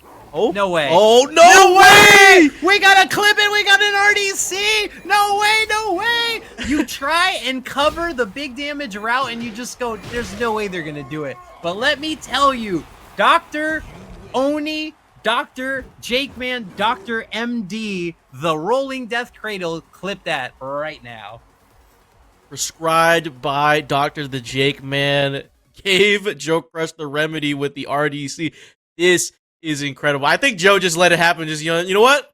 Just Just take it. Just take it. You know what? Have your moment. Have your moment. I'll just let it rock. I'll let it rock. I'll get you back in the next game. Yeah, and it's a big thing of like a lot of us just think you're always going to cover the rolling death cradle, but it then becomes a layered mind game. Most kings won't go for it. They'll take the quick arm snap or they'll go for the side DDT. But like if the layer is there and you give them credit and they actually do the big thing, you're being caught. That's why a lot of coaches and a lot of players will say, always cover the big damage or the embarrassing option because you never want to get clipped, and that's usually what your opponent's going for. Ooh. I mean, both these players is going for these clips. Great duck there from JAKEMAN as JoeCrush finding ways to fight back with the elbow from Muscle Armor. He's going to power through. In the counter hit shove. We get to the wall. Already breaking it. 3-2-2. Oh, dodged it. Cameraman. 4-4 neutral 2. Down forward 1. And the alley kicks. The pressure is stifling. JAKEMAN is on another level right now. Ready to down forward 2. Stepping. Punish. Wow, just did it twice and got the throw. Maybe a little bit of a space issue. 3-2 into the spike. We're activating heat. Oh! But front wall splat saves. And the front wall splat. You only get, I believe, only just one hit in, and it just flops. Yeah, there are very few exceptions, but yeah, kind of like a universal tech roll, or as we like to say, the Dark Souls roll in the community now. You just get out of jail if you get touched once. But if you see that, you can just activate heat, and then you spike them down. Yeah, I see. JAKEMAN just not letting up at all. Whoa! Whoa! I've not seen that Run one. again. Oh, just grab him out of it. Out of Jaguar sprint, push him to the wall. Yeah, Up our into the local throw. King player likes swagging and staying in Jaguar sprint, and that is the answer. And the Jaguar bomb to seal it. JoeCrush was about to come up again, but Dr.theJAKEMAN holding it down. You can't come up with anti-Mog tech on the fly. The leg. Break the leg. Oh. Sharpshooter. Yeah, and here's the set. I thought he was going to go for another double low throw. Here we go. Running knee. Shove again. Actually from JoeCrush. They're just trying to grab each other, just poking, grabbing, and then the hop knee out of nowhere. As we joked at one point at Combo Breaker, King Shove, the move putting Jess Andy through college, and the wall carry, and the front 2-2-1, and the cameraman doing work overtime. Seed Planner, get up. What are you going to do? You're going to get wall splatted. And Joe gets this right here. He has the install. Doesn't opt for that little Oki setup, but goes in for the double lows. And now it's a final round in game 2. Right next to us with a ooh, step the palm with a micro step, tagging this. This is layers on another level. I want to see who gets wall breaks first. There's 2 wall breaks available. We're on this side of the stage. Shoulder charge. JAKEMAN just wants to keep the pressure. Doesn't go for the second hit. There's that jump back elbow that's been working so well against him. We saw that in the winner's fight. Oh no! But hop knee Trizzy, special thought you had it. Does the powerbomb kill? It does. Had to blue spark it to get that extra damage. I don't think if he didn't blue spark that. Oh, that man, JAKEMAN's just so methodical. It is great. Great to see. What do? Your coach, you whisper in his ear, you got 1 minute. What do you tell him? I'm telling JoeCrush to just mog. Just do it. Why not? I mean, just let it rip. If I walked on stage to coach JoeCrush, I think I'd get pile drived all the way off stage. I think JoeCrush would be like, Brainbuster. yeah, you're right. I should mog him. Grab his king and twist it. Shout out Sensi. Little stomach smash. Oh, no break on Giant swing. Hey, nobody expects the Spanish Inquisition and the opposite away from the wall giant swing. Oh, trying to solar charge with a heat smash. Breaks the back of JoeCrush. JAKEMAN just looking dominant. Sometimes you have one of those sets where you feel like your offense is gonna hit, so you get even classier. It's on the ground here, breaks the throw. Ooh, good whiff punish there from JoeCrush. Moving it forward. It's a wall splat, but able to capitalize on it. Charges up. Oh! And that is a punish. That was the right read for that. Giving us tech, Jake, man. You lose out on rage, but still has heat. So a heat engager would do a lot, but misses. And JoeCrush with the right little whiff punish. All right, down back one pressure, the shove. The shove's been working so well and is causing Joe to get in a lot of duck situations just like that. That's what you do. You use these moves to open up the offense. Keep shoving. And the hop knee again, catching JoeCrush on the approach. Is it a whiff trap? Is it a spacing trap? Nah, it's just I know my button's going to hit. To break on the normal suplex, and JoeCrush knows he has to go to town. Coverage gets the glow parry. Oh, little flex on him. Little gamma bubble. Got a lot of health back, but no break on Shiny Wizard. Oh, and the 1-2. Crazy. Wanted to get him to duck and then caused the hesitation, and right there at the end of that timing. Okay, here we go. All right. Breaks. JAKEMAN is one round away from winning the tournament, but JoeCrush is not going to go down easily as he hits the down forward 2. Hits the wall. Stomp on him. JAKEMAN trying to press back every time. Oh, that's uncharacteristic. Oh, we got and the it. body press. Do we got the follow-up? We do. Welcome to the dentist's office. Drilling your new teeth in. JoeCrush bringing it to a final round. Never count him out. See the fences broke.